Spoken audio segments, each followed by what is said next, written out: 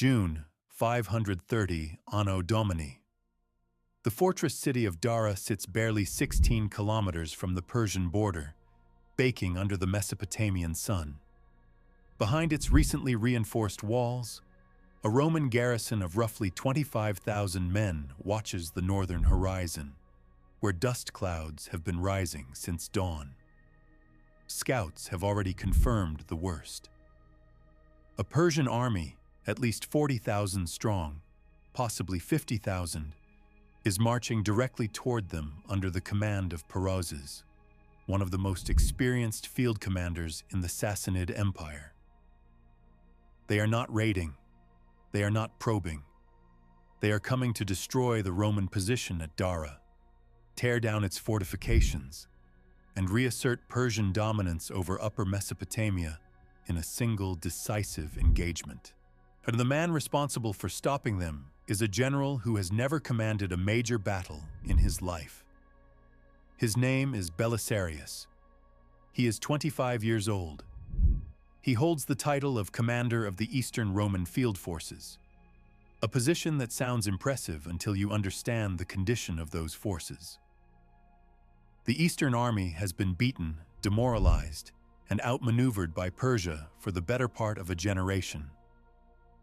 Just 2 years earlier, at the Battle of Thanuris in 528 Anno Domini, Roman forces were routed in humiliating fashion, partly due to poor coordination, and partly because their own fortification works near Dara were incomplete and badly managed. That defeat cost Rome not only thousands of soldiers, but also credibility along the entire frontier. The Persians, under King Kavad I, had grown increasingly confident that the eastern Roman border could be pushed wherever and whenever they chose. So when Belisarius takes command at Dara in the spring of 530 Anno Domini, he inherits an army that expects to lose. He inherits a frontier that has been on the defensive for years, and he inherits a strategic situation where the enemy holds every conventional advantage: numbers, momentum, cavalry superiority, and confidence born from repeated victory. Now here is the critical thing to understand about what happens next. The Roman victory at Dara, and it will be a victory, one of the most remarkable defensive engagements in late antiquity, does not come from some secret weapon. It does not come from divine intervention or a single moment of battlefield genius. It comes from something far more practical and far more deliberate. It comes from a trench. More precisely, it comes from a carefully planned system of field fortifications, dug into the ground in front of Dara's walls, designed not to stop the Persian army outright, but to break apart its greatest tactical asset, the massed cavalry charge, and force it into a battle on Roman terms. That is what this story is really about. Not the myth of a young general defeating impossible odds through sheer brilliance, though Belisarius certainly demonstrated real tactical intelligence. This is about what happens when a smaller, weaker army chooses the ground, reshapes it with physical preparation, and then fights with a coherent defensive plan designed around one specific enemy weakness. It is about engineering and discipline defeating mass and momentum. But to understand why that trench system mattered so much, why it changed the geometry of the entire battle, we need to go back further. We need to understand why Rome's eastern frontier had been crumbling for decades, what the Sassanid Persian military was actually capable of, and why every Roman commander before Belisarius had failed to find an answer to Persian cavalry dominance in open Mesopotamian terrain. The Roman-Persian frontier in the 6th century was not a border in the modern sense. It was a contested zone stretching across Upper Mesopotamia, running roughly from the Euphrates in the south to the mountains of Armenia in the north. The key cities in this zone, Dara, Amida, Edessa, Nisibis, and Constantia, changed hands or came under siege with disturbing regularity. For Rome, holding this frontier was not optional.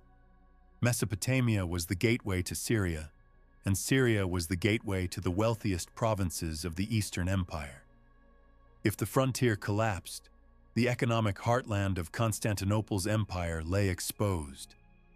The problem was that holding this frontier against Persia was extraordinarily difficult. The terrain in Upper Mesopotamia is mostly flat, open, and dry, ideal ground for cavalry operations. And cavalry was precisely where the Sassanid Empire held its most decisive advantage. Persian armies of this era were built around heavy cavalry, armored horsemen known as Clybonarii or cataphracts, riding armored horses, carrying long lances, and trained to deliver shock charges that could shatter infantry formations. Behind them rode thousands of lighter horse archers, capable of harassing, encircling, and wearing down an enemy force before the heavy cavalry delivered the killing blow. This combination, heavy shock cavalry supported by mobile horse archers, was devastatingly effective on flat ground. Roman infantry, no matter how disciplined, struggled to counter it. Infantry formations could hold ground, but they could not pursue cavalry that withdrew, and they could not prevent encirclement on an open plain. Roman cavalry of this period, while improving, was still generally inferior to its Persian counterpart in both numbers and quality. The result was a tactical equation that consistently favored Persia in open battle across Mesopotamia. And the Persians knew it.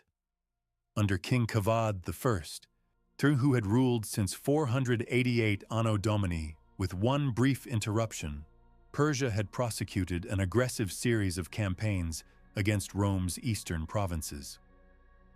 The Anastasian War, fought between roughly 502 and 506 Anno Domini, had seen Persian forces capture the major fortress city of Amida after a brutal siege, devastating the surrounding region and exposing the fragility of Roman border defenses.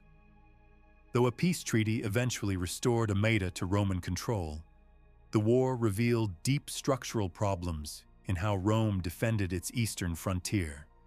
Garrisons were undermanned, field armies were slow to mobilize, and coordination between frontier commanders was poor. It was in direct response to those failures that the Emperor Anastasius ordered the construction of the fortress at Dara, beginning around 505 Anno Domini. The logic was straightforward. Rome needed a major fortified base close to the border, close enough to project power and respond quickly to Persian incursions, but strong enough to withstand a siege if the field army was defeated. Dara was positioned just 14 Roman miles from Nisibis, the great Persian frontier fortress, making it both a provocation and a necessity. A Roman strongpoint planted directly in the face of Persian power. The Persians, predictably, were furious. The construction of Dara violated existing treaties that prohibited either side from building new fortifications near the border. But Anastasius pressed ahead, and by the time Kavad could respond diplomatically, the walls were already rising. Dara would become the anchor of Roman defense in Upper Mesopotamia, but only if it could be held. By the late 520s, Anno Domini, the situation had deteriorated again. A new round of war had broken out, driven partly by disputes over influence in the Caucasus region and partly by Kavad's need to secure his succession. Persian raids struck deep into Roman territory. Roman counteroffensives were poorly coordinated and frequently ended in retreat or defeat. The disaster at Thanuris in 528 Anno Domini was only the most visible failure. Roman forces had been consistently unable to bring the Persians to battle on favorable terms, and when they did fight, they lost. This is the world Belisarius stepped into, an army that had been losing, a frontier that was eroding, an enemy that was stronger in the field and knew it. And a single fortified city, Dara, that represented Rome's last credible forward position in Upper Mesopotamia. What Belisarius did next would depend not on courage or luck, but on whether he could find a way to neutralize Persian cavalry superiority without matching it. The answer, as we will see, lay not in the walls of Dara itself, but in the ground in front of them. To understand why Belisarius made the decisions he did at Dara, you first have to understand what he had learned from failure. Not only his own, but the failures of every Roman commander who had tried to fight Persia in open Mesopotamia over the previous 3 decades. The fundamental problem was not complicated. It was brutally simple. Persian armies could concentrate cavalry faster than Roman armies could respond, and once that cavalry was concentrated, it could dictate the terms of any engagement fought on open ground. A Roman commander who marched out to meet a Persian force in the field was accepting a fight where his opponent held the initiative. The Persians would choose when to charge, where to encircle, and when to withdraw. Roman infantry could form defensive lines, but those lines could be pinned frontally by horse archers while heavy cavalry swept around the flanks. And once a flank collapsed, the entire formation came apart. This had happened again and again. At Thanuris in 528 Anno Domini, the Roman army under Belisarius and his co-commander Kutzes had attempted to combine offensive operations, specifically building a forward fortification, with fielding an army against a Persian force sent to stop them. The result was a catastrophe of divided attention.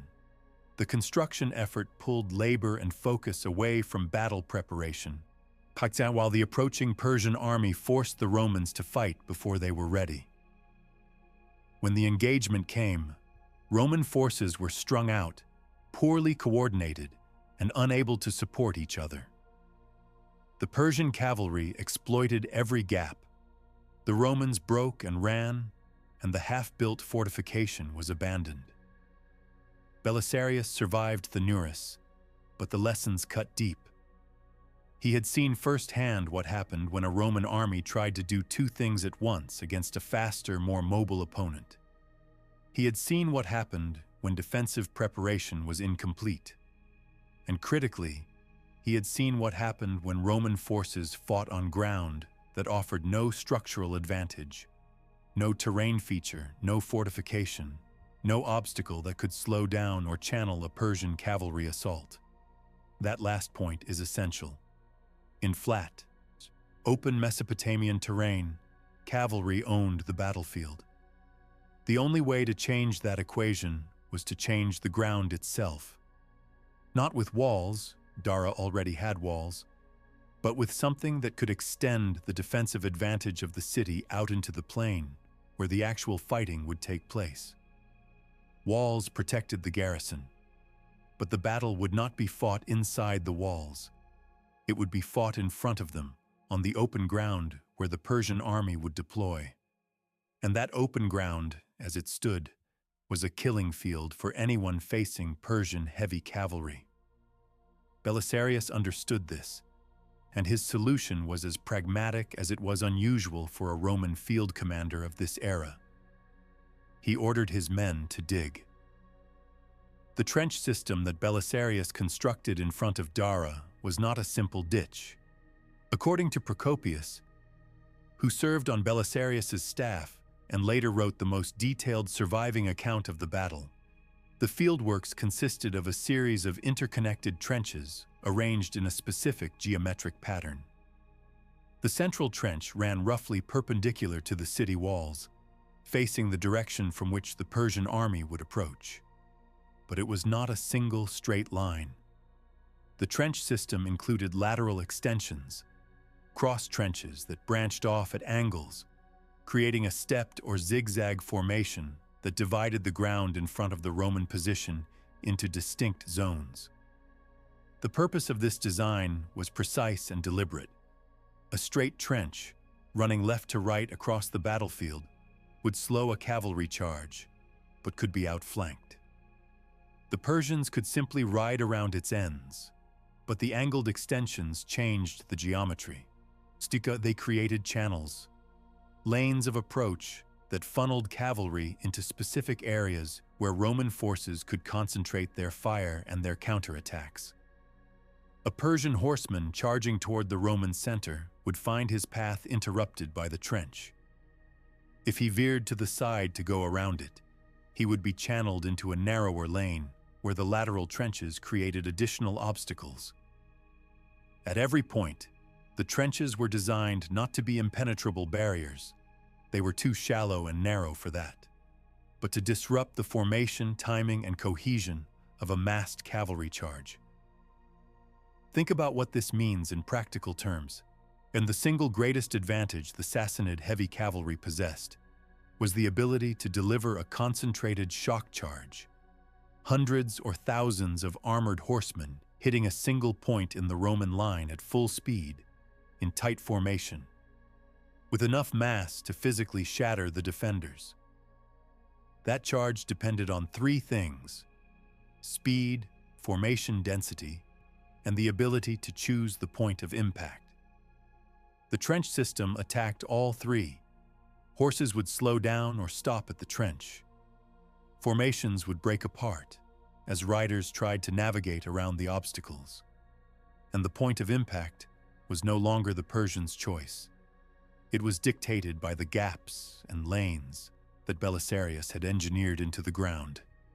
This was not a revolutionary concept in the abstract. Field fortifications had been used throughout Roman military history. But what made Belisarius's application at Dara distinctive was the way it was integrated into a complete defensive battle plan. The trenches were not a standalone obstacle. They were the skeleton of the entire Roman deployment. Every unit in Belisarius's army was positioned in relation to the trench system, and every unit had a role that depended on the trenches doing their job. The Roman deployment at Dara, as described by Procopius, was organized with careful attention to the geometry of the field. The infantry, the bulk of the army, was positioned behind the central trench, forming the main line of resistance. On the flanks, Belisarius placed his cavalry, including contingents of Hunnish allied horsemen who had been recruited for the campaign. These flanking cavalry units were positioned at the ends of the lateral trenches, behind the angled extensions, where they were protected from a direct charge but could sally out through the gaps to strike Persian forces that had been disordered by the trench system. This is the key tactical insight of the entire battle. The trenches were not meant to win the fight by themselves. They were meant to create the conditions under which Roman counterattacks, especially cavalry counterattacks on the flanks, could succeed. By disrupting the Persian charge, the trenches would buy time and create disorder. And into that disorder, Belisarius planned to send his own cavalry, hitting the Persians while they were disorganized, slowed, and unable to reform. It was a trap, built into the earth itself. But setting the trap was only the first step. The Persians still had to walk into it, and Perozes, the Persian commander, was not a fool. He had fought Romans before.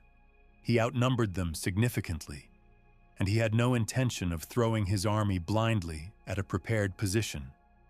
The Persian army that arrived before Dara in late June of 530 Anno Domini was a formidable instrument.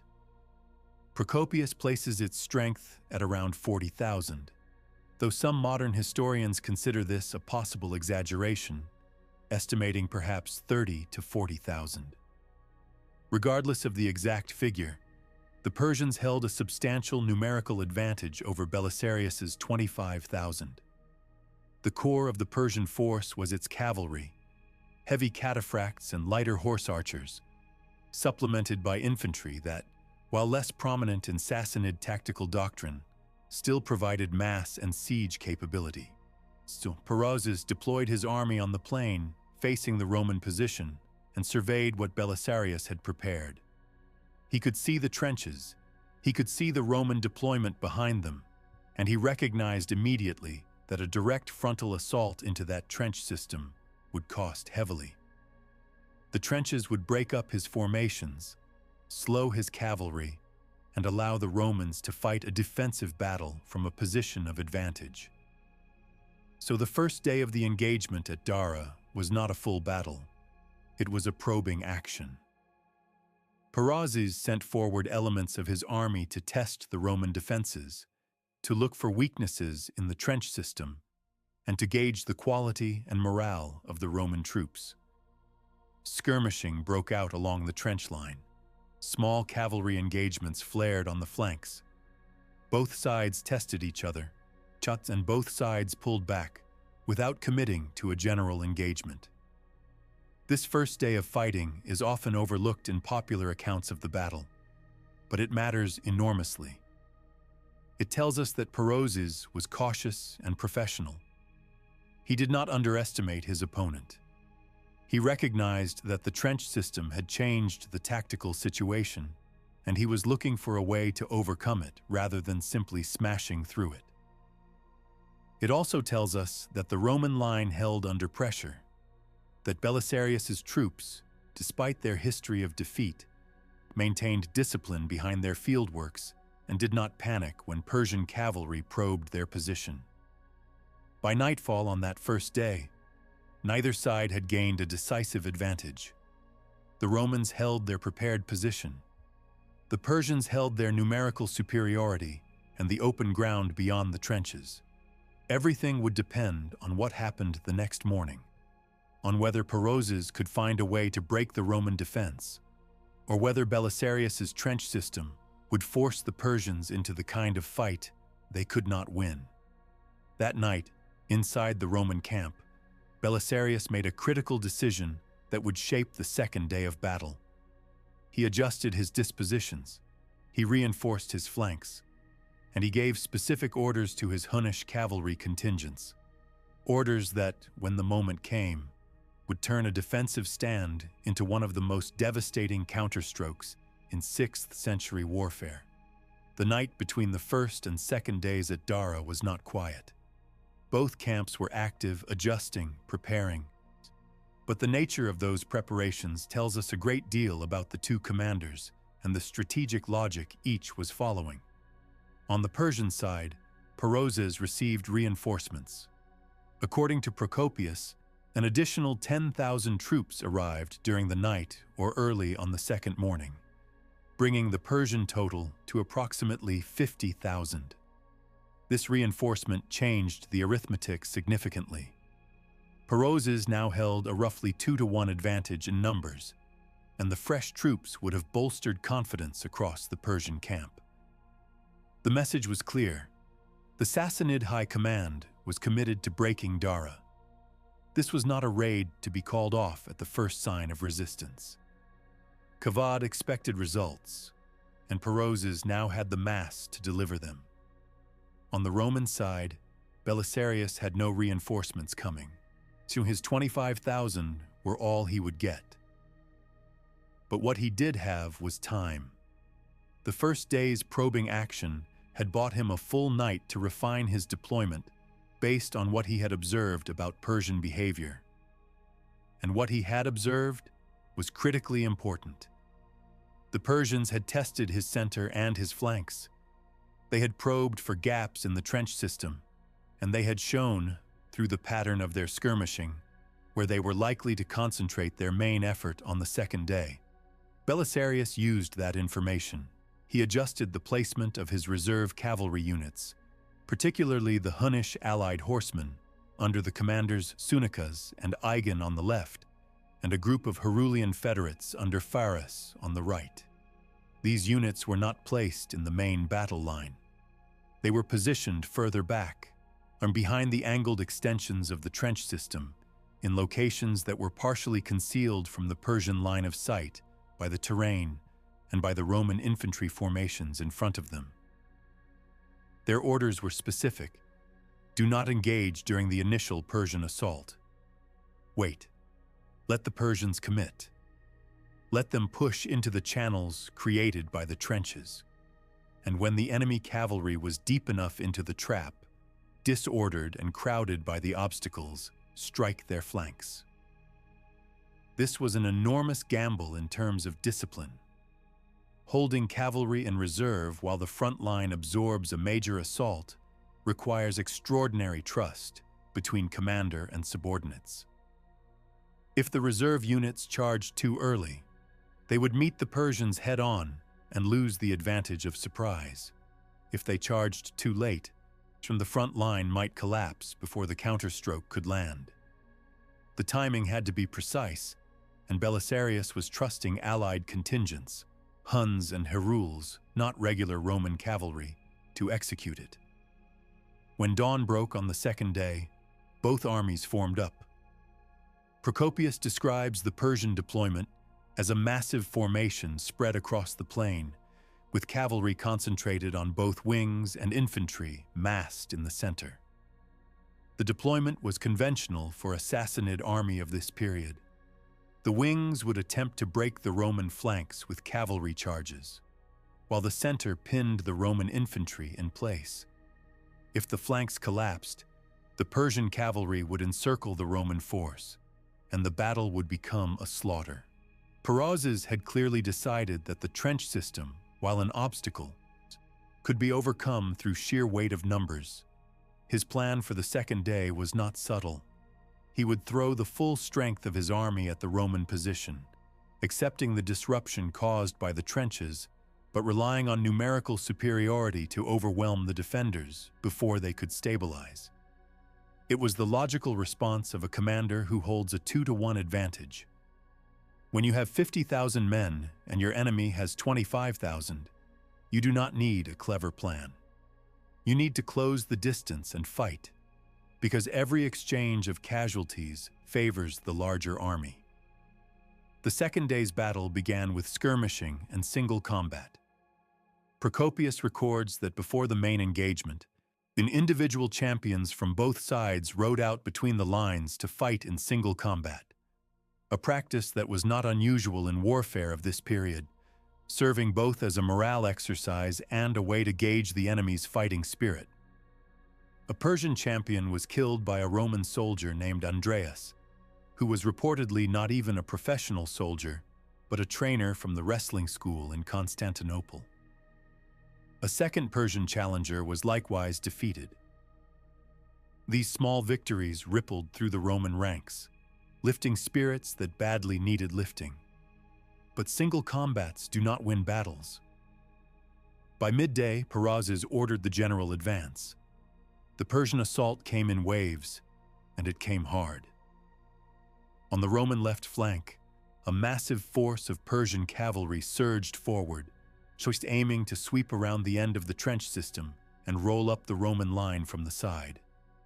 On the right, another strong cavalry force pushed forward with the same objective. In the center, Persian infantry advanced toward the main trench line, engaging the Roman foot soldiers in a grinding frontal contest designed to pin them in place and prevent them from reinforcing the flanks. This is the moment where the trench system either worked or it did not. On the Roman left, the Persian cavalry charge was enormous, thousands of horsemen driving forward at speed, aiming to overwhelm the Roman cavalry stationed on that wing. The initial impact was devastating. The Roman cavalry on the left flank was pushed back. Some units broke. The Persian horsemen, sensing a breakthrough, pressed deeper, pushing past the end of the lateral trench and driving into the space behind the Roman flank. For a few critical minutes, it looked like the Roman left was collapsing. If the Persians could exploit that breakthrough and swing inward behind the Roman center, the battle was over. But this is precisely the situation Belisarius had prepared for. The Persian cavalry, in pushing past the trench system, had done exactly what the angled extensions were designed to provoke.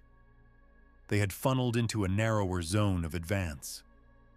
Their formation had stretched and fragmented as riders navigated around the obstacles. And they had pushed deep enough that their flanks were now exposed to the concealed reserve units waiting behind the Roman line. Sunicas and Aegon struck. The Hunnish cavalry, fresh and in tight formation, He charged directly into the flank of the Persian horsemen who had penetrated past the trench line. The effect was immediate and catastrophic. The Persians, already disordered by the obstacles and strung out by the depth of their advance, could not reform to meet a flank attack. The Hunnish horsemen drove into them at full force, and the Persian penetration on the Roman left collapsed. Horsemen who moments earlier had been pressing a breakthrough were now fighting for survival, caught between the rallying Roman frontline cavalry and the fresh Hunnish reserves hitting them from the side. The pattern repeated on the Roman right, though with some variation in timing. On this flank, Pharis and his Herulian warriors had been positioned on higher ground, a slight elevation that the terrain offered on the right side of the battlefield. When the Persian cavalry on this wing committed to their assault, Pharis led his men downhill into their flank. The combination of elevation, surprise, and the disorder caused by the trench system produced the same result. The Persian right-wing cavalry attack was shattered. What happened next is what separates a successful defense from a decisive victory. In many battles of this period, a repulsed assault would lead to a temporary withdrawal, regrouping, and a renewed attack. Perozes still had the numbers to try again, but the double flank counterattack did something that mere repulse could not. It broke the cohesion of the Persian cavalry wings simultaneously. Both flanks were not just pushed back, but actively routed, with Roman and allied cavalry pursuing and cutting down fleeing horsemen. The Persian center, which had been engaged in a steady infantry fight along the trench line, suddenly found both of its flanks gone. The infantry in the center, now exposed to encirclement themselves, began to waver. Procopius describes what followed as a general rout. The Persian army, which that morning had outnumbered the Romans 2-1, broke apart and fled the field. Thousands of Persian soldiers were killed in the fighting and in the pursuit that followed. The exact casualty figures vary between sources. Procopius claims around 8,000 Persian dead, while some later accounts give higher numbers.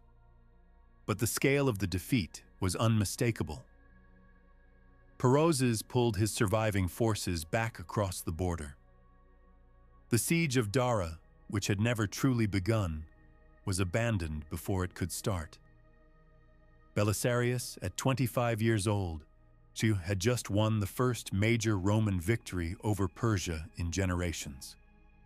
But to describe Dara simply as a victory won by a clever young general would be to miss the deeper point entirely.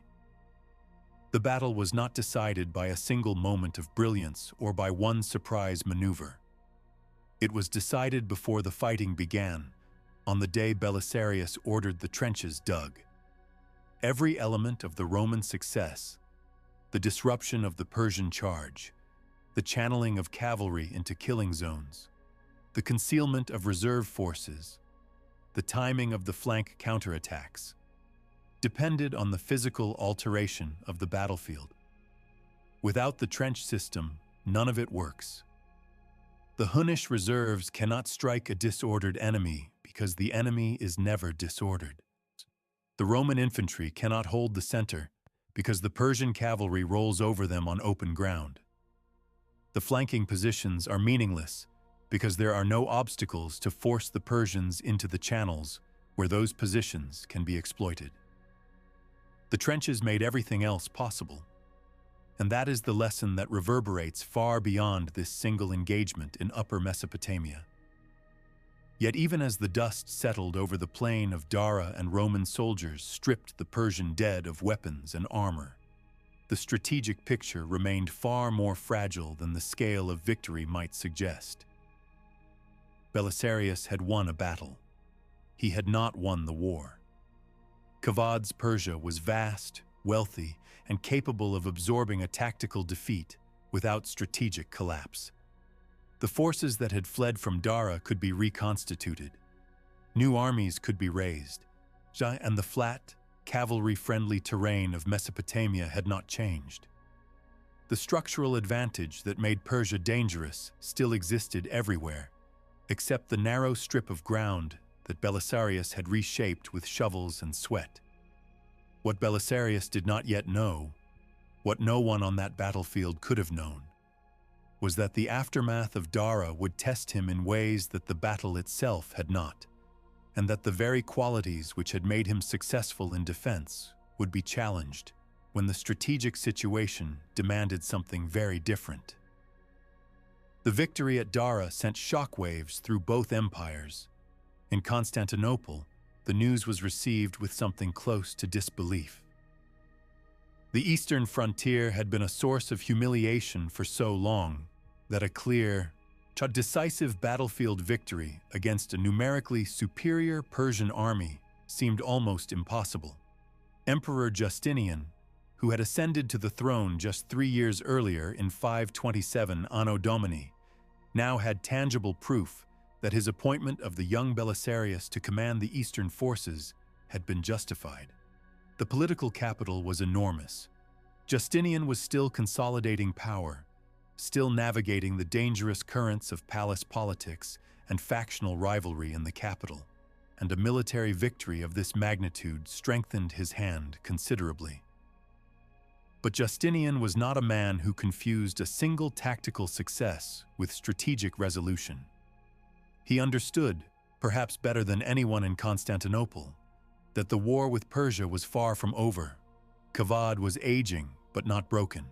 The Sassanid military machine had suffered a painful defeat at Dara, but the empire's resources, its treasury, its manpower reserves, its network of vassal states and allied peoples, remained intact. Persia could afford to lose a battle. What it could not afford was to lose the broader strategic contest for control of Upper Mesopotamia, because that contest determined the balance of power across the entire Near East.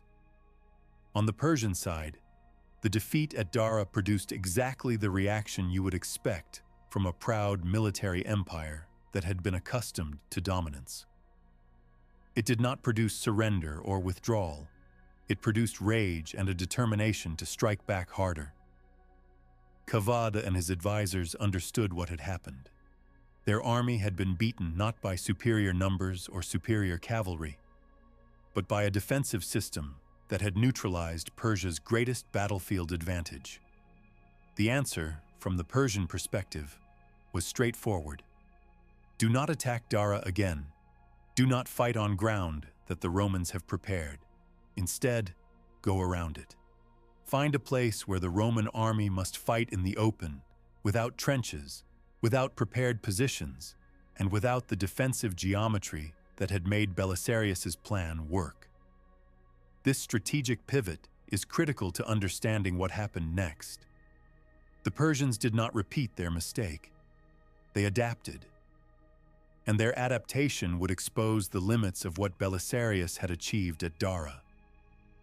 In the months following the battle, Persian strategic attention shifted. Rather than mounting another direct assault on the fortified Roman position at Dara, Kavad's commanders began looking for an alternative axis of advance, a route into Roman territory that would bypass the fortress line in Upper Mesopotamia entirely and strike at softer targets deeper inside Roman Syria. The goal was to force the Roman field army out of its prepared defenses and into a mobile campaign in open terrain, where Persian cavalry superiority would reassert itself. The target they chose was Callinicum, a city on the upper Euphrates, roughly 200 kilometers southwest of Dara. The route to Callinicum ran through territory that was less heavily fortified than the Dara-Nisibis corridor, and it offered the Persians exactly the kind of open, flat ground they needed. By threatening Callinicum and the surrounding region, the Persians could force Belisarius to march out of his defensive position and fight a battle of maneuver, precisely the kind of engagement that the trench system at Dara had been designed to avoid. The Persian force assigned to this operation was commanded by a capable general who had studied the lessons of Dara carefully. His army, perhaps 15,000 strong, moved swiftly through the frontier zone, crossing into Roman territory and advancing toward the Euphrates. Azarethes was not looking for a siege. He was looking to draw the Roman field army into the open, fight it on his terms, and erase the embarrassment of Dara with a victory that demonstrated Persian cavalry could still dominate when the ground was not rigged against them. Belisarius responded exactly as the Persians hoped he would. He had no choice. A Persian army moving deep into Roman Syria could not be ignored. The cities and agricultural wealth of the region were essential to the Eastern Empire's economy, and allowing the Persians to raid unopposed would undermine every gain that Dara had achieved. Belisarius gathered his forces, roughly 20,000 men, including the same Hunnish allied contingents that had performed so brilliantly at Dara, and marched south to intercept. The two armies shadowed each other along the Euphrates for several days. Belisarius tracked the Persian force, waiting for an opportunity to engage on favorable terms. But the terrain along the Euphrates offered nothing like the defensive advantages he had exploited at Dara. There were no prepared trenches. There were no pre-positioned reserve forces hidden behind angled fieldworks, and there was only the river on one side and open ground on the other. Belisarius was operating in exactly the environment that the Persians wanted, a mobile, fluid situation where cavalry speed and numbers would decide the outcome. The confrontation came on Easter Saturday, April 531 Anno Domini, near the city of Callinicum. The circumstances of the engagement are revealing. Procopius, who was present, suggests that Belisarius actually did not want to fight that day. He recognized that the terrain offered no particular advantage, that his troops were tired from the march, and that the Persians were positioned to exploit their cavalry superiority. According to Procopius, it was pressure from Belisarius's own soldiers, particularly the allied contingents, who were eager for battle and frustrated by the cautious pursuit, that forced the engagement. The troops demanded a fight, and Belisarius, unable to restrain them without risking a mutiny or a collapse of morale, agreed to give battle. Here is the critical contrast with Dara. At Dara, Belisarius controlled every variable. He chose the ground. He prepared the defenses. He positioned his forces according to a coherent plan. He dictated the terms of the engagement. At Callinicum, he controlled almost nothing.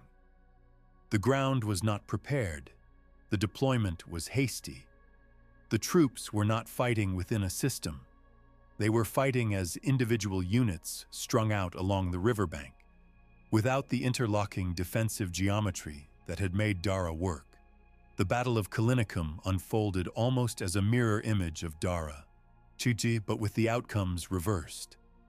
The Persian cavalry attacked the Roman right flank with overwhelming force. Without trenches to disrupt the charge, without angled fieldworks to channel the assault, the Persian horsemen hit the Roman line at full speed and in tight formation, exactly the kind of massed shock charge that the Dara trench system had been designed to prevent. The Roman right buckled. The Hunnish allies on that wing, the same warriors who had executed the devastating flank counterattack at Dara, were now on the receiving end of precisely the tactic they had used against the Persians 10 months earlier. Caught in the open, without terrain advantage or positional surprise, they were overwhelmed and routed. The collapse of the right wing exposed the Roman center, and the battle rapidly deteriorated. Belisarius fought hard to hold his remaining forces together, eventually forming a defensive pocket with his infantry along the riverbank, using the Euphrates itself as a barrier to prevent complete encirclement. This rearguard action saved the army from annihilation. The Persians could not outflank a force anchored against the river, but the battle was a clear defeat. Roman casualties were heavy, and Azarethes withdrew in good order, having achieved exactly what the Persian command had intended. A demonstration that Roman success at Dara was situational, not systemic, and that Persian cavalry remained dominant whenever the Romans could be caught without their fieldworks. The aftermath of Callinicum was politically painful for Belisarius. He was recalled to Constantinople to face an inquiry into his conduct of the battle. Some critics argued that he should never have allowed himself to be drawn into an engagement on unfavorable ground. Supporters countered that the pressure from his own troops had left him no real choice. The inquiry ultimately cleared him of wrongdoing, and Justinian retained confidence in his young general, but the episode left a mark. Belisarius had learned, at considerable cost, the boundary of what defensive preparation could achieve. Dara had worked because the defense was engineered into the ground before the Persians arrived. Callinicum failed because there was nothing engineered at all. The two battles, taken together, Dara and Callinicum, fought less than a year apart by the same commander with largely the same troops, form one of the clearest demonstrations in military history of a single principle. Ground preparation is not a bonus. It is not an optional enhancement to a battle plan. For an army that is outnumbered and outmatched in mobile warfare, it is the difference between victory and catastrophe. The same Roman soldiers who shattered a Persian army twice their size at Dara were routed by a smaller Persian force at Callinicum, and the only variable that changed was the ground beneath their feet. This lesson was not lost on Belisarius. It was not lost on Justinian, and it was not lost on the broader Roman military establishment, which in the years following Dara and Callinicum began to rethink how the eastern frontier should be defended, not just with walls and garrisons, but with a doctrine that emphasized prepared positions, field fortifications, and the deliberate shaping of terrain as a core element of defensive strategy. But in the spring of 531 Anno Domini, with the political fallout of Callinicum still settling and the eastern frontier still contested, neither Belisarius nor Justinian knew that events were about to intervene in a way that neither side had anticipated. In September of that year, King Kavad I of Persia died. His successor, Khosrow I, would prove to be one of the most formidable rulers in Sassanid history. But his immediate priority upon taking the throne was not war. It was securing his own position against rival claimants. Khosrow needed peace, at least temporarily, to consolidate power. Justinian, for his part, had his own reasons to seek a pause in the Eastern War. His attention was turning westward and toward an audacious strategic vision that would define his reign: the reconquest of the lost Western Roman territories in North Africa, Italy, and beyond. To pursue that vision, he needed his best general and his best troops freed from the eastern frontier. The result was the Eternal Peace, signed in 532 Anno Domini between Rome and Persia. The treaty was supposed to end hostilities permanently. It would last barely 8 years. But during those 8 years, Belisarius would be sent westward, and the lessons he had learned at Dara about preparation, about terrain, about the fatal consequences of fighting without structural advantage, would travel with him across the Mediterranean, shaping campaigns that would redraw the map of the known world. The trenches of Dara were filled in by wind and time. But what they represented, the principle that a weaker force can defeat a stronger one by reshaping the physical conditions of battle, was just beginning its journey through history. The Eternal Peace of 532 Anno Domini gave Justinian exactly what he needed: a free hand in the west and the release of his most capable commander from the Mesopotamian frontier. Within months of the treaty's ratification, the strategic focus of the Eastern Roman Empire shifted dramatically. Justinian's ambition was nothing less than the restoration of Roman authority over the territories lost to Germanic kingdoms during the previous century. North Africa, held by the Vandals; Italy, held by the Ostrogoths; southern Spain, held by the Visigoths. These were not distant fantasies. Justinian intended to take them back, and Belisarius was the instrument he chose to do it. But before we follow Belisarius westward, it is worth pausing to consider what the Dara campaign had actually produced beyond a single battlefield victory. The significance was not just tactical, it was institutional.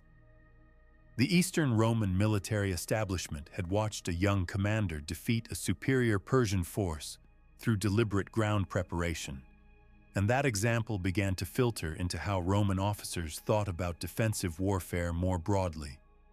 The concept was not new in Roman history. The legions of the Republic and early Empire had been legendary for their field fortifications, their marching camps, their ability to reshape terrain before every engagement. But that tradition had eroded over centuries of strategic contraction, due to professionalization of the army into smaller mobile field forces and reliance on fortified cities rather than field engineering as the primary defensive tool. Dara represented a reconnection with that older tradition, adapted to the conditions of 6th century warfare. The lesson was specific and practical. When facing a cavalry-heavy opponent on open ground, dig, shape the terrain, create obstacles that disrupt the enemy's formations before they reach your line. Use those obstacles to channel the enemy into positions where your reserves can strike their flanks. This was not abstract doctrine. It was a method demonstrated under combat conditions against the most dangerous cavalry army in the known world. The officers who served under Belisarius at Dara carried that method with them as they dispersed across the empire's military commands. Some went to the eastern frontier garrisons. Some accompanied Belisarius on his western campaigns, and some rose to independent commands of their own, applying variations of the same defensive principles in different theaters. The influence of Dara was not a revolution. It was a seed planted in the institutional memory of the Roman officer corps that would bear fruit in engagements across the Mediterranean for decades to come. Now, Belisarius himself. In the summer of 533 Anno Domini, just 1 year after the Eternal Peace, Belisarius sailed from Constantinople with an expeditionary force bound for North Africa. His target was the Vandal kingdom, which had controlled the wealthy provinces of Roman Africa, modern Tunisia, eastern Algeria, and western Libya, since the 430s Anno Domini. The Vandals under King Gelimer held Carthage, the second city of the old Western Roman Empire, and controlled the grain-producing regions that had once fed Rome itself. The expeditionary force was not large. Belisarius had approximately 15,000 soldiers, roughly 10,000 infantry and 5,000 cavalry, transported on a fleet of 500 ships. This was a fraction of the Vandal kingdom's potential military strength. Gelimer could field perhaps 20,000 or more warriors, many of them experienced cavalry operating on familiar ground. On paper, Belisarius was again the underdog, projecting force across the sea into hostile territory with a supply line that stretched back across the entire Mediterranean. The parallels with Dara are instructive, though the circumstances were fundamentally different. In Mesopotamia, Belisarius had fought a defensive battle on prepared ground against a numerically superior enemy. In Africa, he was the attacker, operating far from his base, unable to choose a defensive position and wait for the enemy to come to him. The strategic logic was reversed, yet the underlying principles, preparation, terrain awareness, disciplined execution, and the exploitation of enemy mistakes, remained constant. Belisarius landed his army at Caput Vada, roughly 200 kilometers south of Carthage, in early September 533 Anno Domini. The landing was unopposed. Gelimer had not expected a Roman invasion and was caught off guard by both the timing and the landing site. This initial surprise was not luck. Belisarius had spent months gathering intelligence about Vandal dispositions, harbor defenses, and internal political conditions. He knew that Gelimer faced internal dissent, that a significant portion of the Vandal military was deployed on Sardinia suppressing a rebellion, and that the coastal defenses south of Carthage were minimal. He chose his landing site to exploit all three of these factors. The march northward toward Carthage took roughly 10 days. Belisarius moved his army in a disciplined column, with cavalry screening ahead and on the flanks, maintaining strict march discipline and prohibiting looting. This last point was deliberate and significant. Because the local population of Roman Africa was ethnically Roman and religiously Orthodox Christian, living under Vandal rule that was often harsh and religiously oppressive. The Vandals were Arian Christians who had persecuted the Orthodox population. Belisarius calculated correctly that treating the locals well would turn them into allies rather than enemies, providing intelligence, supplies, and cooperation that a plundering army would never receive. The first major engagement came at Ad Decimum, roughly 10 miles south of Carthage, on September 13th, 533 Anno Domini. Gelimer had finally organized a response and devised an ambitious three-pronged attack designed to catch the Roman column in a defile and destroy it from multiple directions simultaneously. It was a sound plan on parchment. Gelimer's brother Amatas would block the Roman advance from the front, near the 10th milestone from Carthage. His nephew Gibamund would strike the Roman left flank from the west, and Gelimer himself would lead the main Vandal force against the Roman rear, crushing them between three converging forces. The plan failed, and it failed for reasons that connect directly back to the principles Belisarius had learned in Mesopotamia. Gelimer's three-pronged attack required precise coordination. All three forces had to strike at roughly the same time to prevent the Romans from defeating each column in isolation. But Amatas advanced too early, attacking the Roman vanguard before Gelimer and Gibamund were in position. The Roman cavalry under Belisarius's subordinate John the Armenian met Amatas's force and defeated it in a sharp engagement. Amatas himself was killed. Meanwhile, Gibamund's flanking force, moving through broken terrain to the west, encountered a detachment of Hunnish cavalry that Belisarius had deployed as a flank screen. The Huns, veterans of the eastern frontier, some of them likely the same warriors who had fought at Dara, routed Gibamund's column in a brief, violent clash. By the time Gelimer's main body arrived, expecting to find the Romans trapped between three forces, he instead found his brother dead, his nephew's force scattered, and the Roman army intact and alert. Gelimer's force did initially push back the Roman rearguard, and there was a period of genuine danger when the battle hung in the balance. But Belisarius rallied his forces, reorganized his cavalry, and counterattacked. The Vandals broke and fled westward into the desert. 3 months later, at the Battle of Tricomarum in December 533 Anno Domini, Belisarius destroyed the remnants of Vandal military power in a second engagement.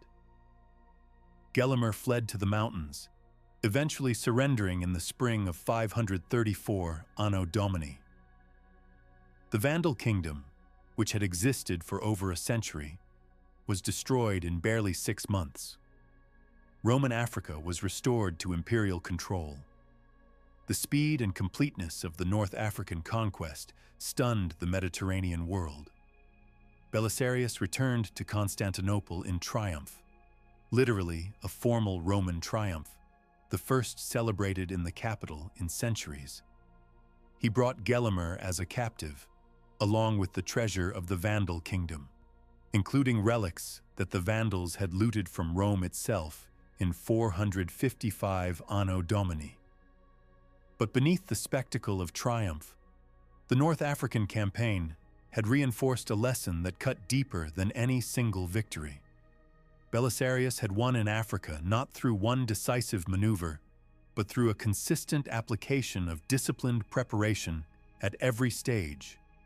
Intelligence gathering before the invasion, careful selection of the landing site, march discipline that secured local cooperation, screening forces that disrupted enemy plans, and rapid exploitation of enemy disorganization.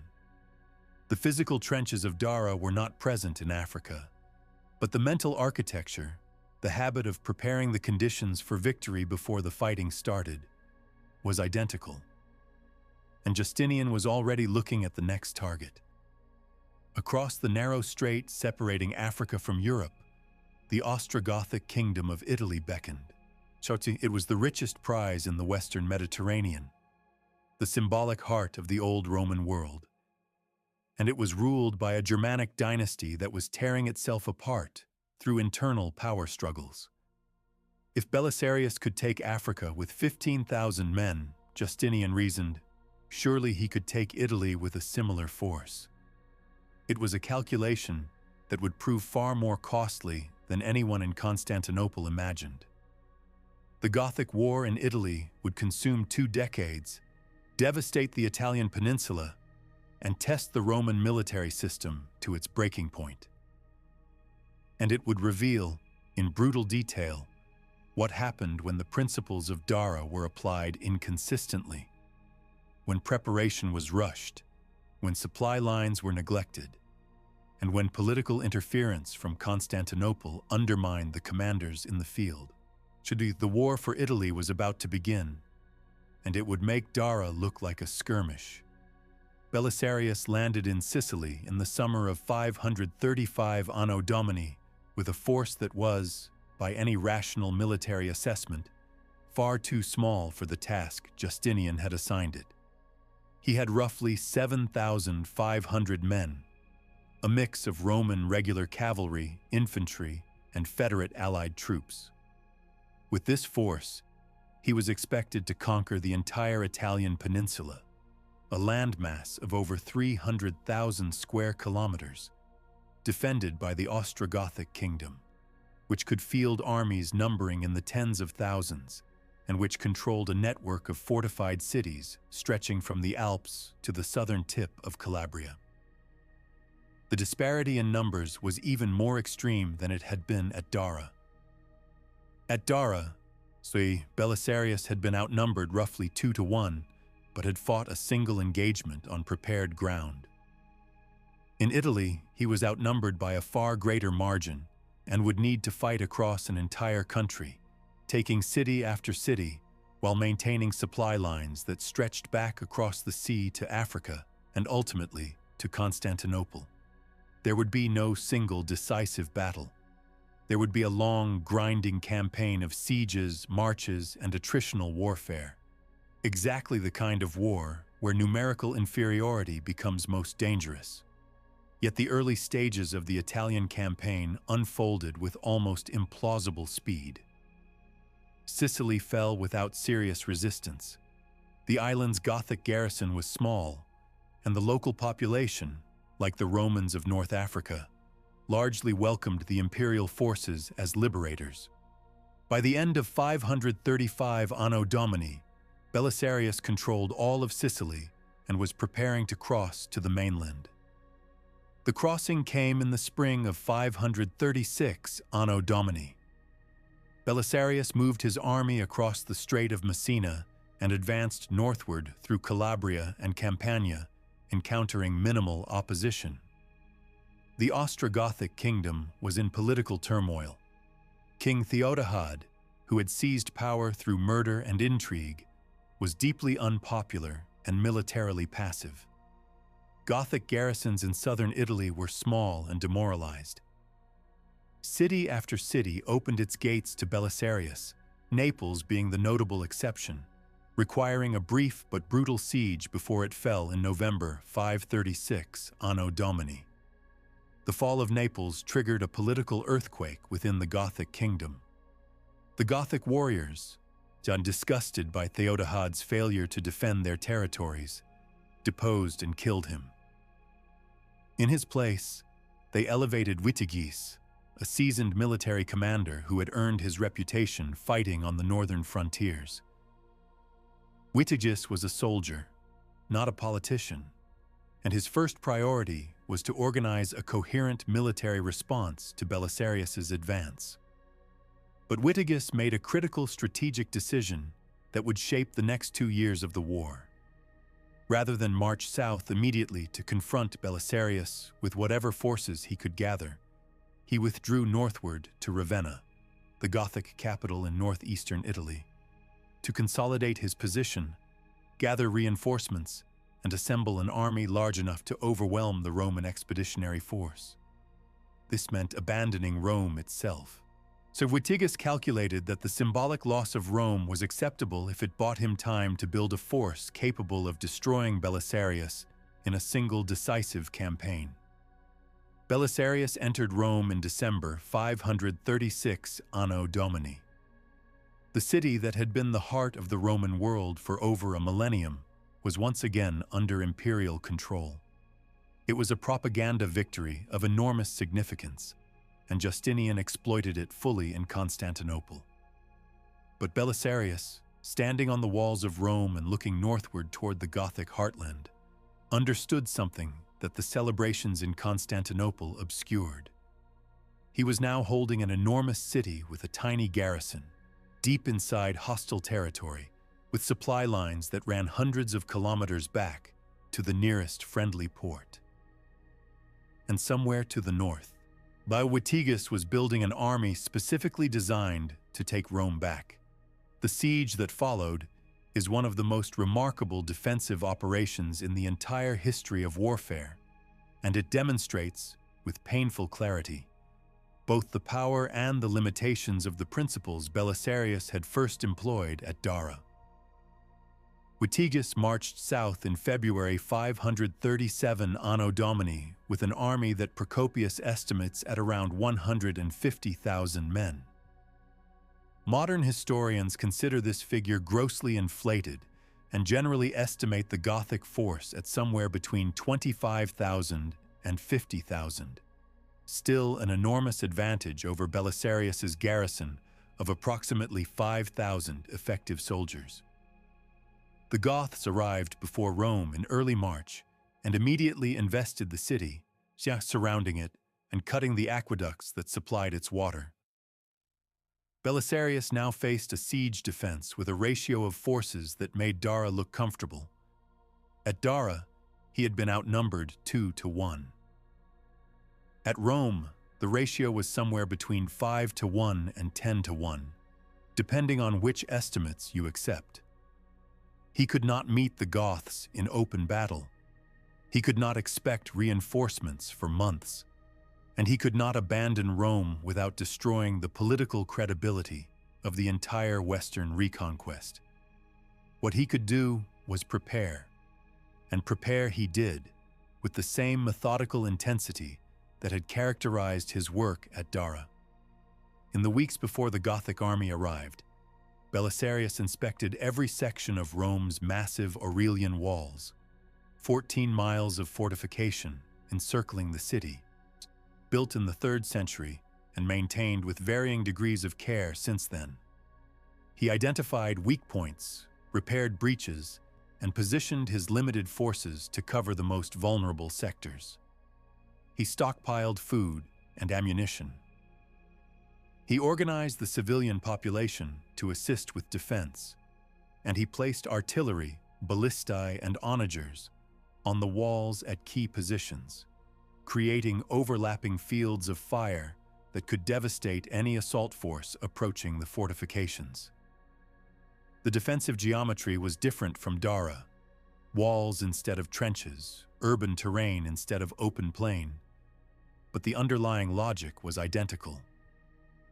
Belisarius was using physical preparation to multiply the effective combat power of his small force. Every wall section, every artillery position, every stockpiled supply was a force multiplier that made his 5,000 defenders fight as though they were many more. The Goths had numbers. Belisarius had structure. The siege lasted over a year, from March 537 to March 538 Anno Domini. During that time, Witiges launched multiple major assaults against the walls, each of which was repulsed with devastating Gothic casualties. The most serious assault came early in the siege, when the Goths attacked multiple points along the wall simultaneously, using siege towers, scaling ladders, and battering rams. Belisarius met each assault with concentrated defensive fire. The ballistae on the walls cut down Gothic warriors in clusters. Roman infantry held the parapets with disciplined close-quarters fighting, and at several points, Belisarius led cavalry sorties out of the city gates, striking Gothic assault forces in the flank while they were committed against the walls. The same principle of counterattack into a disordered enemy that had won the battle at Dara, applied now in an urban siege context. The Goths could not break in, but Belisarius could not break out, and as the months dragged on, conditions inside Rome deteriorated. Food supplies dwindled, disease spread. The civilian population suffered enormously, and maintaining morale among both soldiers and citizens became an increasingly difficult challenge. Belisarius managed the crisis with a combination of strict rationing, aggressive foraging sorties, and a relentless campaign of small-scale offensive actions, raids, ambushes, and cavalry skirmishes that kept the Goths off balance and prevented them from concentrating their siege efforts on any single point. Not reinforcements trickled in during the siege.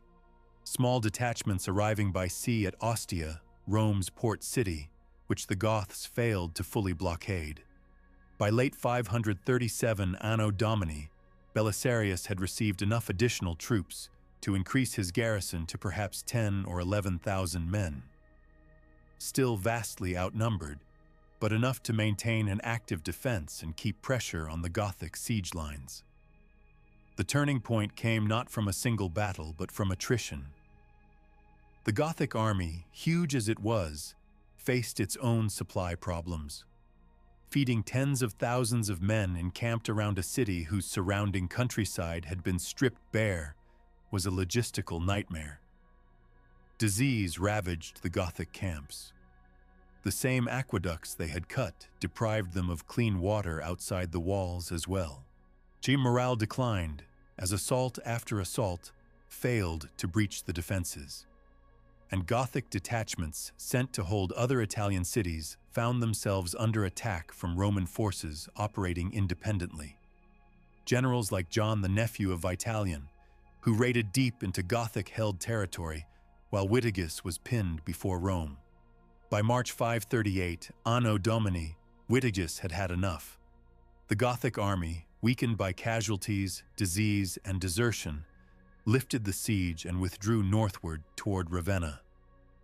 They had spent an entire year besieging Rome and had nothing to show for it except thousands of dead warriors and a strategic position that was worse than when they started.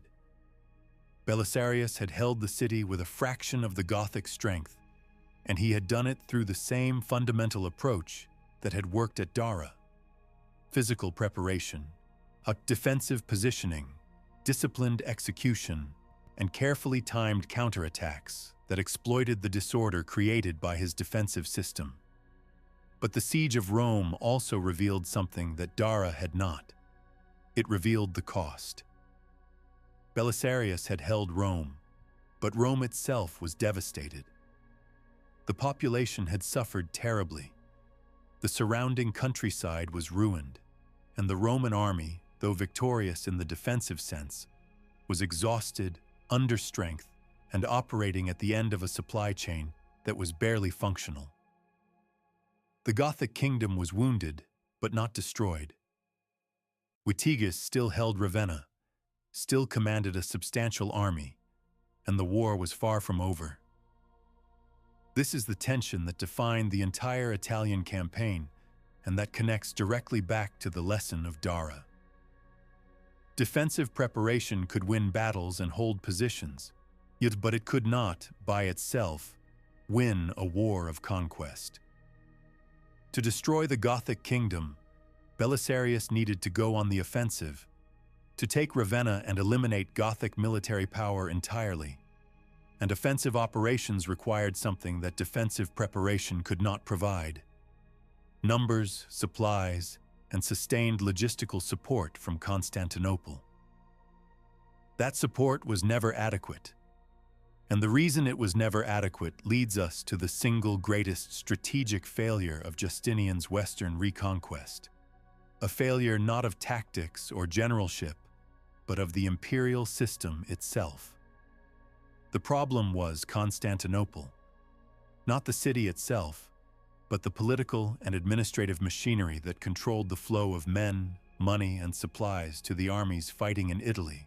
Justinian's Western reconquest was, from its inception, an enterprise conducted on the cheap.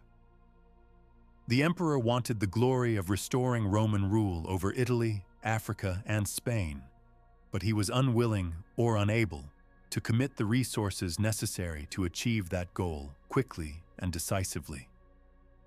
The result was a pattern that repeated itself throughout the Gothic War. Belisarius and his subordinate commanders would achieve remarkable tactical and operational successes with inadequate forces, only to find that they lacked the strength to exploit those successes before the enemy recovered.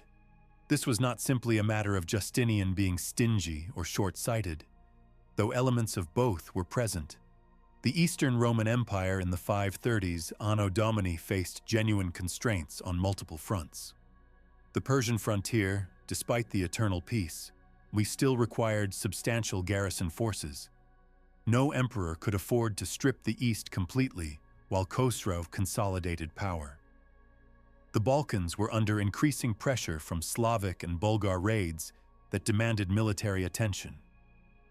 The treasury, while substantial, was being drained simultaneously by Justinian's massive building programs, including the construction of Hagia Sophia in Constantinople, and by the costs of administering the newly reconquered provinces in Africa, which were themselves proving far more expensive to hold than anticipated.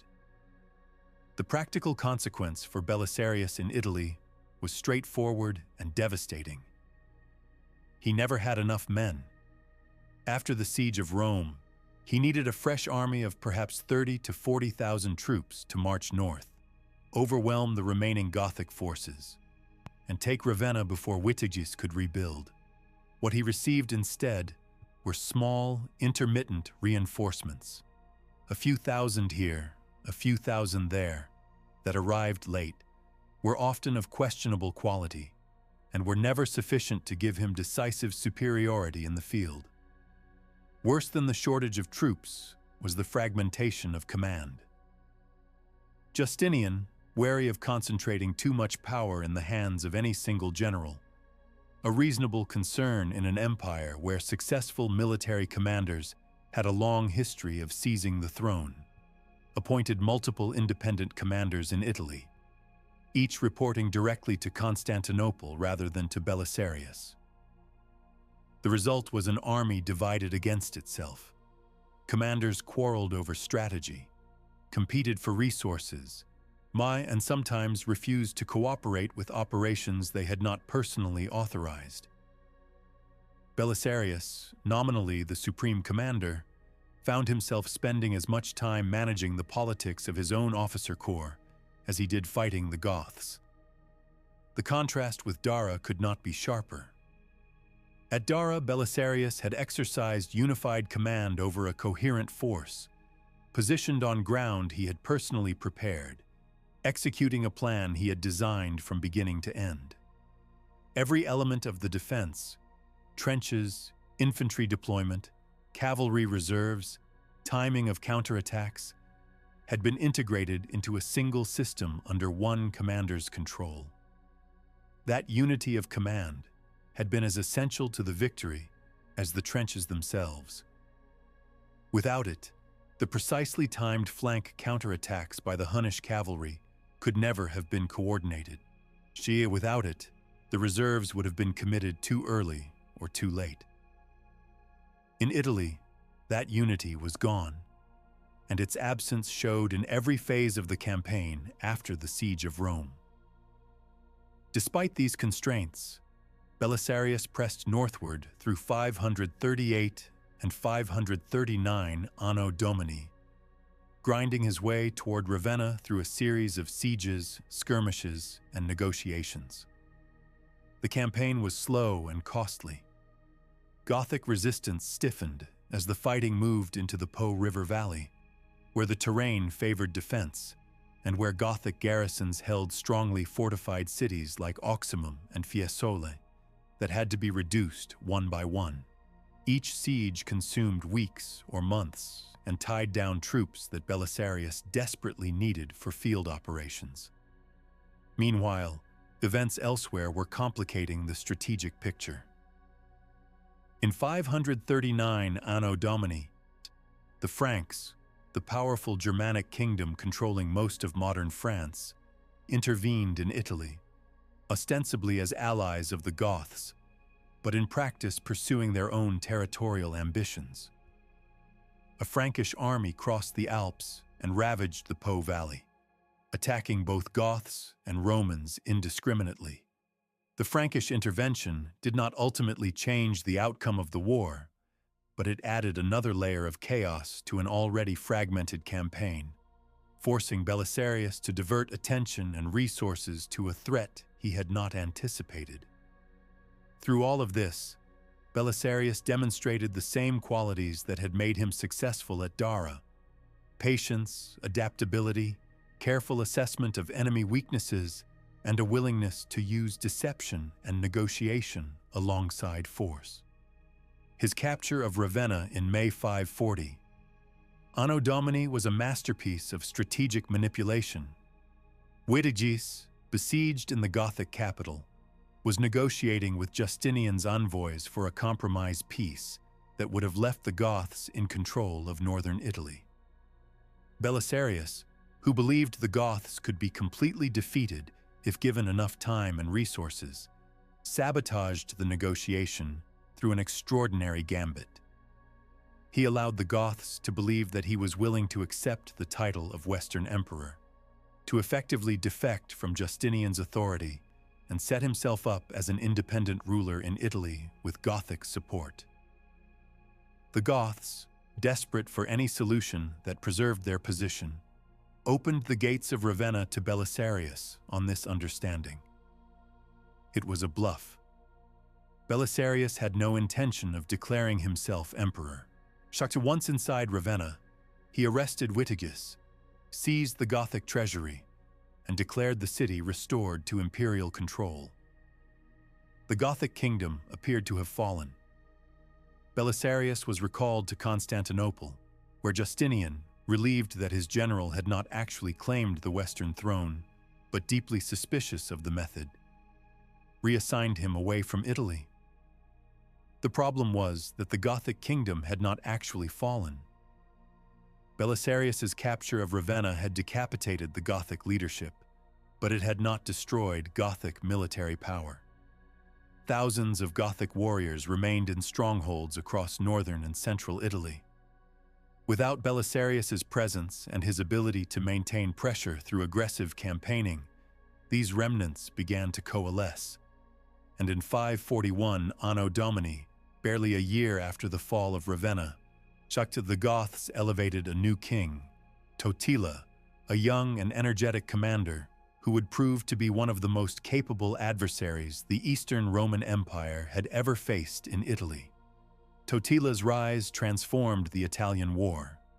Where Witigis had been cautious and conventional, Totila was aggressive, mobile, and strategically creative. He understood that the Roman position in Italy was spread thin, garrisons scattered across dozens of cities, supply lines running back to distant ports. no central field army strong enough to confront him in the open. Totila exploited every one of these weaknesses. He moved fast, struck isolated garrisons before they could be reinforced, and employed a deliberate strategy of winning over the Italian population through clemency and fair treatment, a direct counter to the heavy taxation and administrative corruption that had marked Roman rule in the reconquered provinces. By 543 Anno Domini, Totila had reconquered most of southern Italy. Roman garrisons held out in a handful of fortified cities, Rome, Naples, Otranto, but the countryside belonged to the Goths. The reconquest that Belisarius had achieved through years of brilliant campaigning was unraveling in months, not because of any failure in tactical method, but because of a failure in strategic sustainment. There were not enough Roman troops in Italy to hold what had been taken, and Constantinople was not sending more. This is the deeper lesson that Dara illuminates when viewed from the perspective of the Italian campaign. The trench system at Dara had worked because it was a complete system. Physical preparation integrated with tactical deployment, executed by a force that was concentrated, unified, and properly supplied for the specific task at hand. The Italian campaign failed not because Belisarius or his subordinates forgot how to fight, but because the conditions that made a complete defensive system possible, unity of command, adequate forces, reliable supply, and coherent strategic direction, were never present. Justinian's Western reconquest was an attempt to apply the operational methods of Dara at a strategic scale without providing the resources that those methods required. In 544 Anno Domini, Justinian sent Belisarius back to Italy to salvage the situation. It was, in many ways, a hopeless assignment. Belisarius arrived with a handful of reinforcements, perhaps 4,000 men, and found the Roman position in Italy in near collapse. Totila controlled most of the peninsula. Roman garrisons were demoralized and undersupplied. The local population, alienated by Roman taxation and administrative failures, increasingly viewed the Goths as the lesser evil. Belisarius spent the next 4 years in Italy, fighting a desperate holding action with wholly inadequate resources.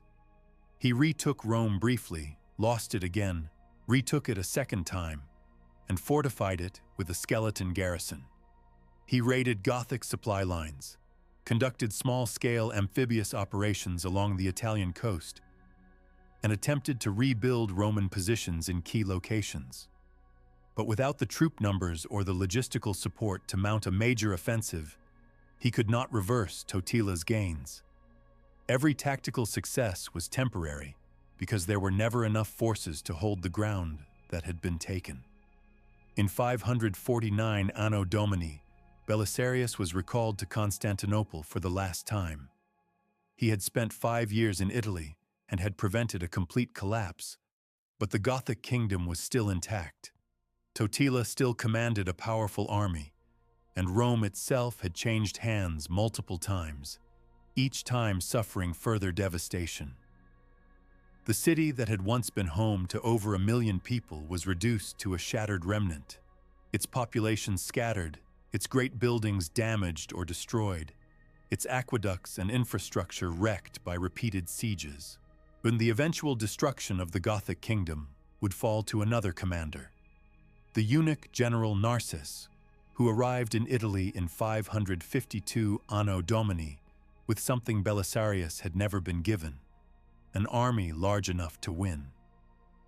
Narses brought roughly 25,000 to 30,000 troops, including large contingents of Lombard and Herulian allies, and enough gold to keep them paid and supplied. At the Battle of Taganai in June 552 Anno Domini, Narses destroyed Totila's army in a decisive engagement, killing Totila himself. A second victory at Mons Lactarius later that year effectively ended organized Gothic resistance. It is no coincidence that Narses succeeded where Belisarius had been stymied. Narses was a capable commander, but he was no more tactically brilliant than Belisarius. What he had was resources. He had enough men to field a dominant army. He had enough money to maintain supply lines. And he had enough political support from Justinian, who by 552 Anno Domini had finally committed fully to the Italian project. To exercise unified command without the interference and fragmentation that had plagued Belisarius's campaigns. The Gothic War ended, but Italy was ruined.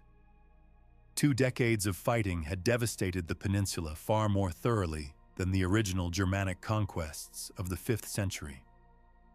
Cities were depopulated, agriculture was disrupted for a generation, and the imperial administration that replaced Gothic rule was corrupt, extractive, and deeply unpopular.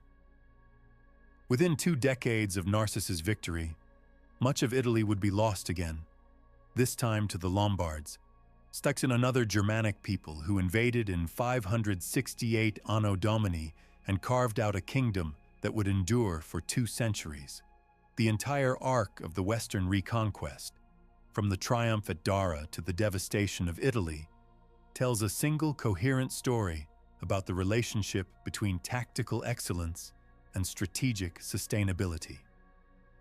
Belisarius demonstrated repeatedly that a smaller force could defeat a larger one through preparation, discipline, and intelligent use of terrain and fortification. But he also demonstrated, through the agonizing attrition of the Italian campaign, that tactical methods cannot compensate indefinitely for strategic deficiencies.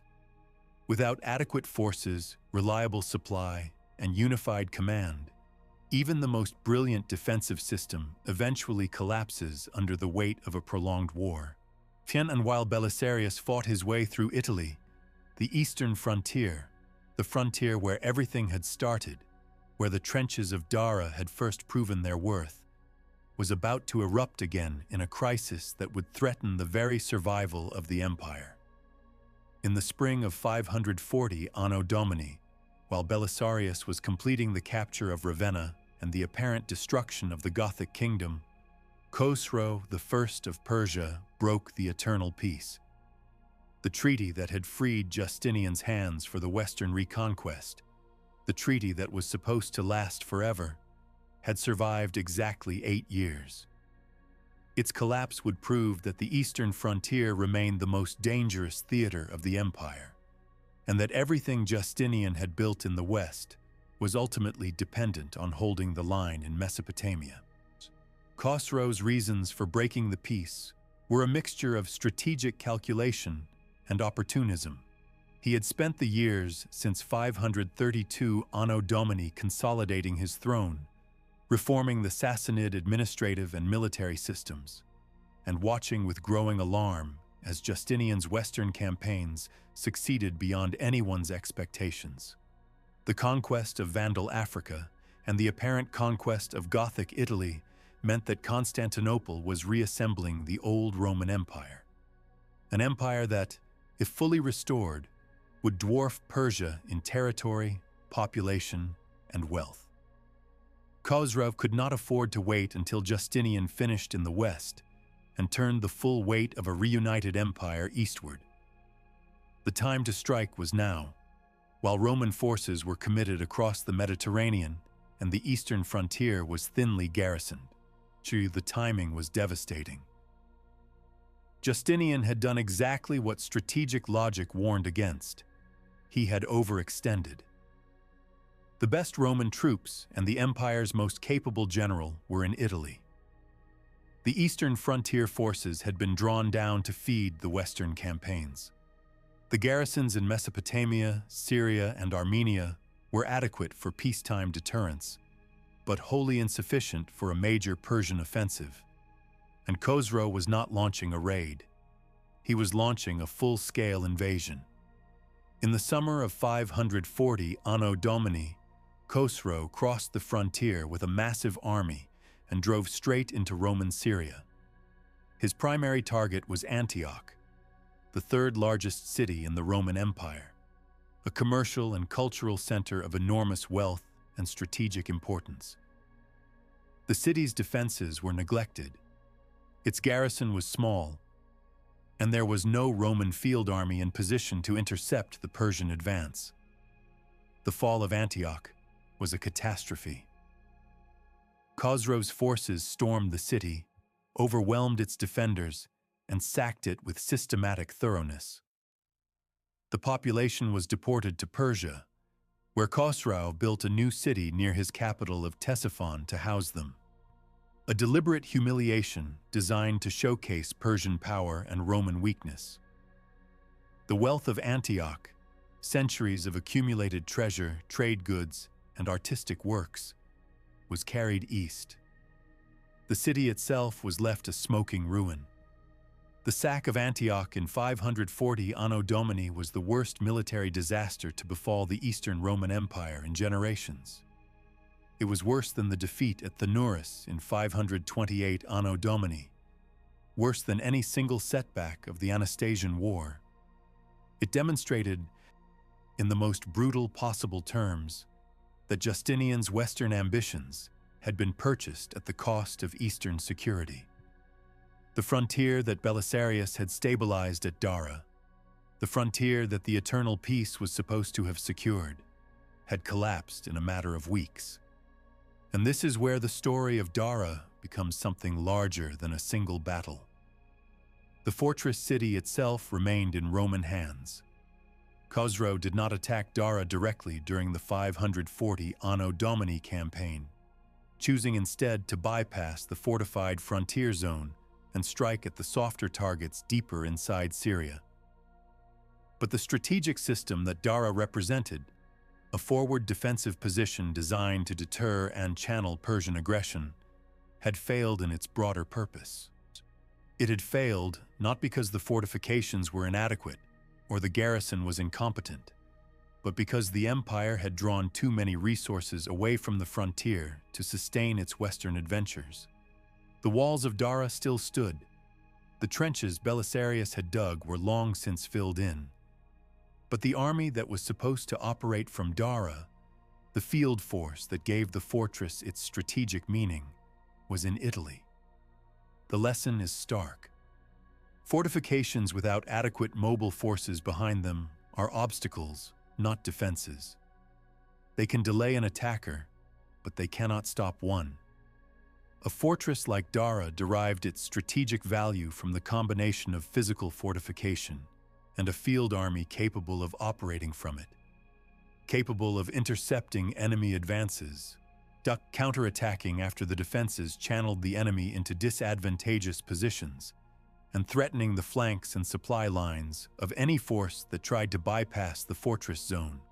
Remove the field army, and the fortress becomes an island, easily bypassed by an enemy willing to accept the minor risk of leaving a garrison in its rear.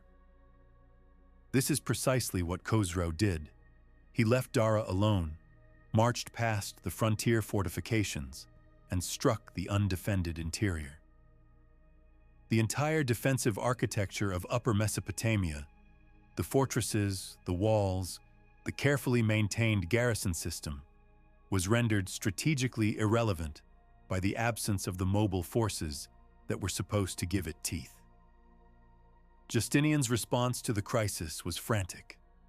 He poured money into the eastern frontier, hiring Arab allies, dispatching whatever troops could be scraped together from other theaters, and eventually negotiating a series of truces with Khosrow that involved enormous payments of gold. The Romans essentially paid the Persians to stop fighting, not because they lacked the will to resist, but because they lacked the forces to resist effectively, while simultaneously maintaining their commitments in Italy and Africa. The Eastern War that followed Khosrow's invasion of 540 Anno Domini dragged on intermittently for over 2 decades. There were campaigns, truces, renewed campaigns, and more truces, none of which produced a decisive resolution. The frontier oscillated. Cities changed hands. Garrisons were reinforced, withdrawn, and reinforced again. The pattern was exhausting for both empires, and it consumed resources that neither could easily spare. During this period, the fortress of Dara continued to play a significant role, but its story illustrates the evolving nature of frontier warfare. Khosrow besieged Dara directly in 573 Anno Domini, over 40 years after Belisarius's great victory, and this time, the city fell. The siege lasted several months, and the Persian forces eventually breached the defenses through a combination of mining operations and sustained assault. The fall of Dara was a devastating blow to Roman frontier security.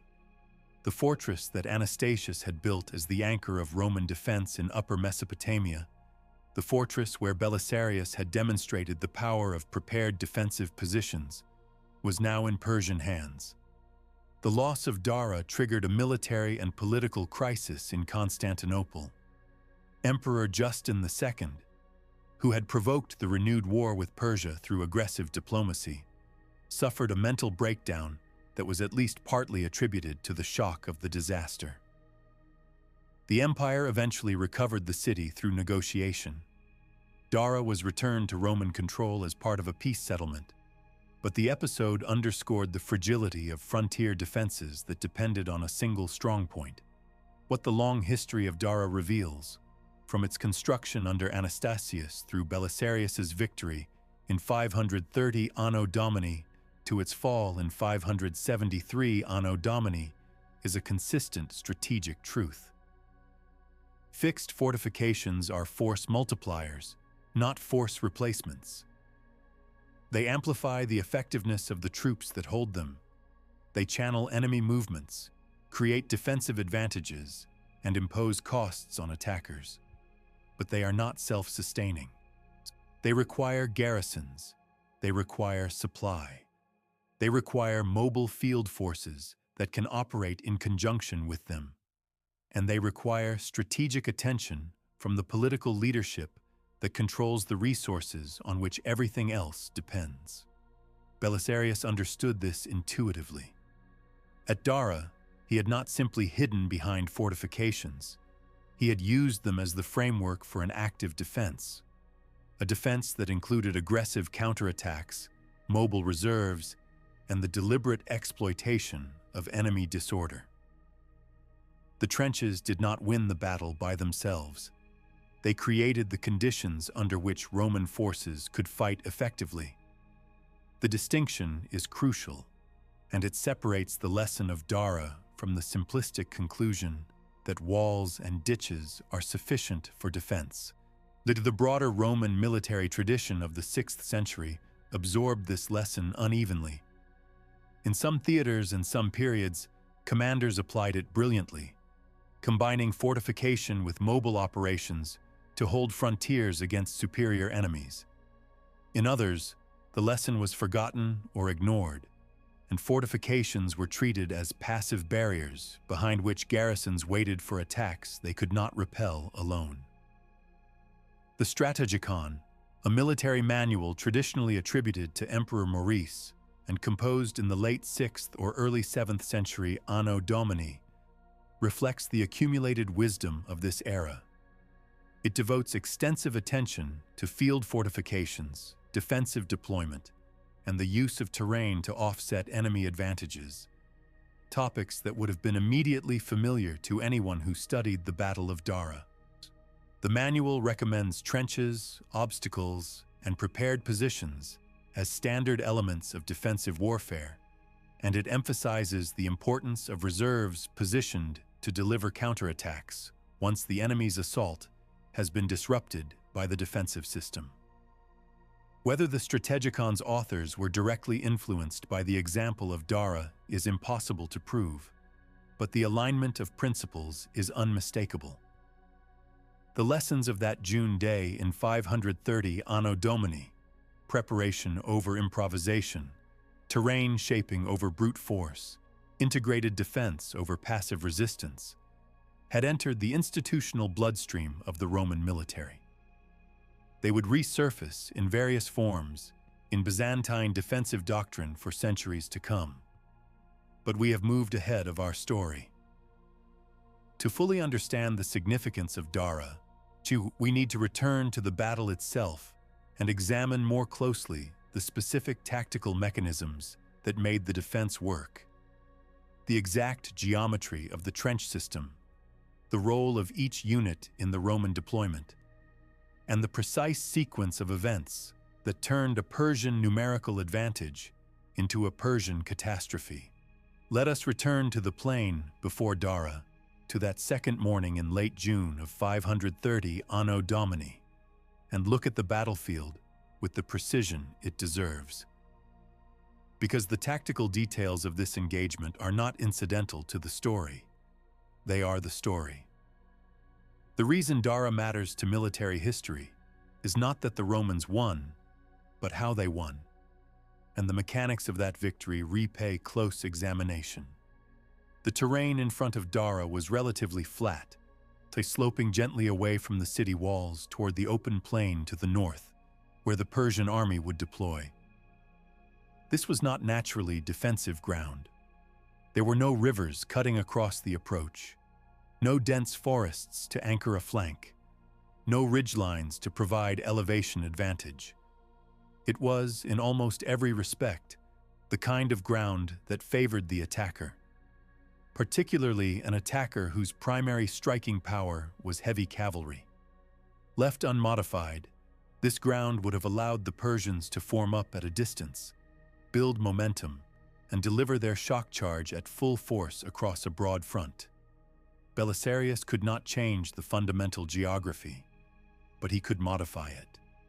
And the modification he chose was both simple in concept and sophisticated in execution.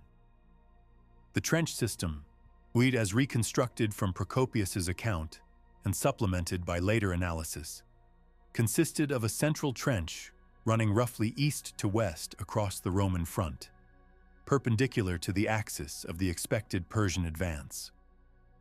This central trench was not a continuous line from one end of the battlefield to the other. It was interrupted by gaps, deliberate openings that served two purposes. First, they allowed Roman forces to move forward and backward through the trench line, maintaining flexibility for counterattacks and withdrawals. Second, and more importantly, they created the appearance of vulnerability. A Persian commander studying the trench line would see those gaps and identify them as potential breakthrough points, places where cavalry could pour through the obstacle and engage the Roman forces behind it. But the gaps were not undefended. They were the bait. Extending back from the central trench at angles were the lateral trenches, shorter cross trenches that ran obliquely toward the Roman rear, roughly in the direction of the city walls. These lateral extensions created a pattern that modern military terminology would describe as a reverse-angled defense. Any cavalry force that pushed through one of the gaps in the central trench would find itself entering a channel, a narrowing zone bounded on either side by additional trenches and by the Roman forces positioned behind them. The deeper the cavalry penetrated, the more constricted their formation became, and the more exposed their flanks were to the units stationed along the lateral trenches. The overall shape of the trench system, viewed from above, resembled a series of interlocking angles, not a single barrier, but a network of obstacles that divided the battlefield into distinct zones, each of which could be defended semi-independently while remaining connected to the overall Roman position. This compartmentalization was critical. It meant that a Persian breakthrough at one point did not automatically compromise the entire Roman line. Each zone could absorb pressure, bend, and recover while adjacent zones maintained their positions. The trenches created resilience, the ability to sustain local setbacks without suffering a cascading collapse. Now consider the Roman deployment within this system. The infantry formed the spine of the defense, positioned behind the central trench and along the lateral extensions. Their role was straightforward but essential. Hold the line, absorb the Persian infantry assault in the center, and maintain the integrity of the trench system as a coherent obstacle. These were not elite troops for the most part. They were the regular infantry of the Eastern Roman army, soldiers who had known more defeats than victories in recent years. But behind the trenches, they did not need to be elite. They needed to stand, to hold their ground, and to trust the system. The trenches did the work of turning ordinary discipline into effective defense. On the flanks, the deployment was more complex and more critical. Belisarius placed his cavalry in layered positions, a forward element and a reserve element on each wing. The forward cavalry on each flank was positioned at the ends of the central trench, visible to the Persians and clearly representing the Roman flanking forces. These units were expected to engage the initial Persian cavalry attacks, absorb the first shock, and if necessary, give ground. Their job was not to win the flank fight outright. Their job was to draw the Persian cavalry forward into the channels created by the trench system and buy time for the reserves to strike. The reserves, the Hunnish cavalry under Sunicus and Agon on the left, the Herulian cavalry under Pharis on the right, were the killing instrument. Their positions were set further back, behind the angles of the lateral trenches, where they were partially screened from Persian observation. These were the best mounted warriors in Belisarius's army. The Huns were steppe cavalry, raised in the saddle, skilled in both archery and close combat, capable of rapid maneuver and sudden concentrated charges. And the Herulls were Germanic federates, with a reputation for ferocity in close fighting.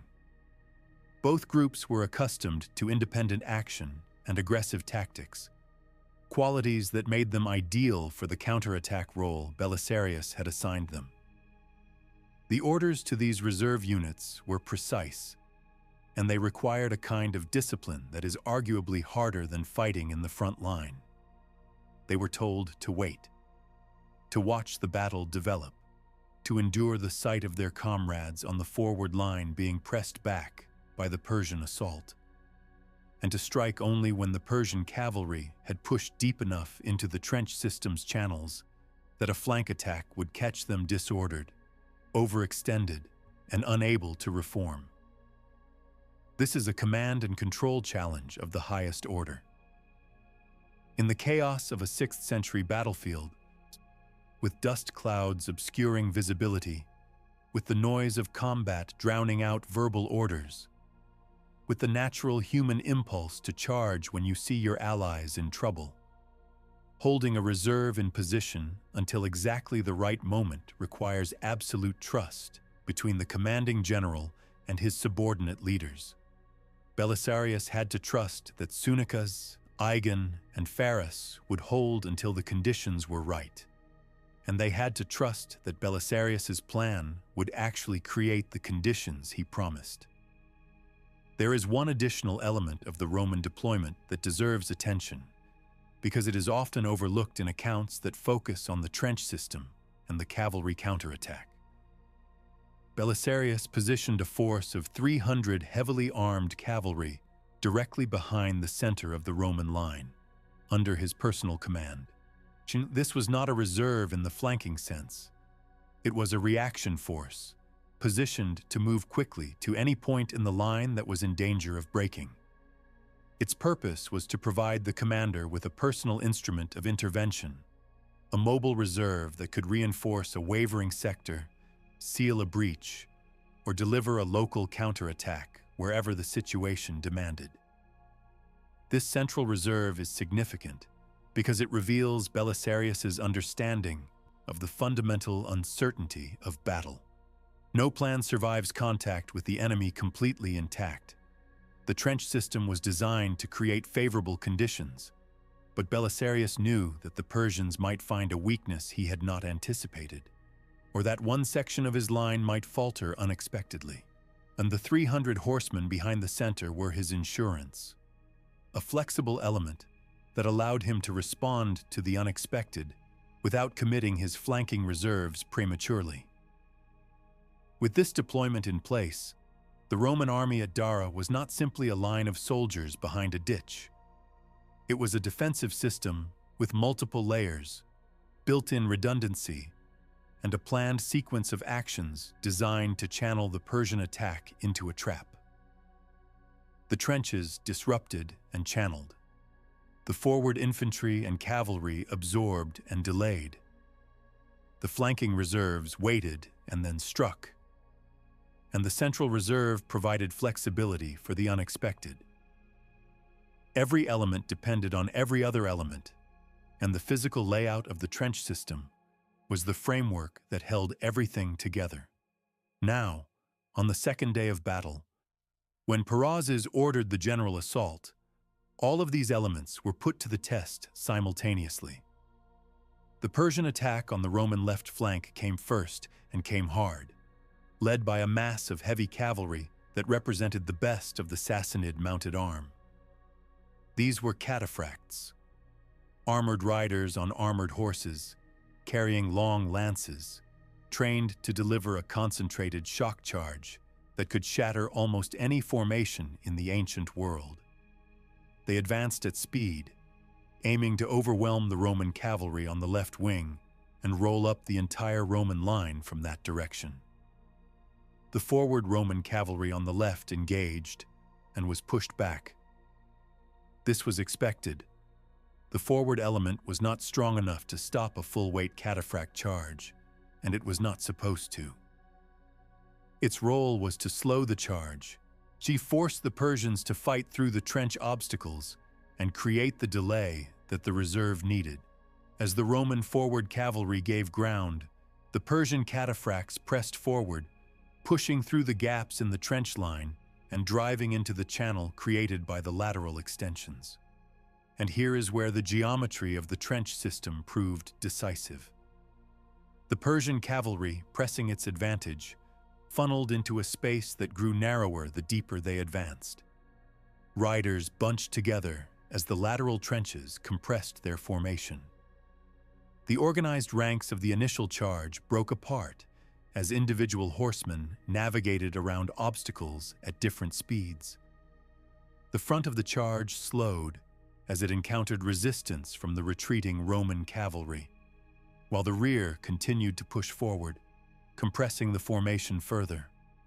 Within minutes, the Persian cavalry penetration on the Roman left had transformed from a disciplined shock charge into a dense, disordered mass of horsemen struggling to maintain cohesion in a confined space. That was the moment. Sunicas and Agan launched the Hunnish cavalry into the exposed flank of the Persian penetration. The Huns hit the Persians from the side at full gallop, driving into the mass of disordered horsemen with devastating impact. The Persians, jammed together in the channel and unable to maneuver, could not turn to face the new threat. Horses collided. Riders were unhorsed.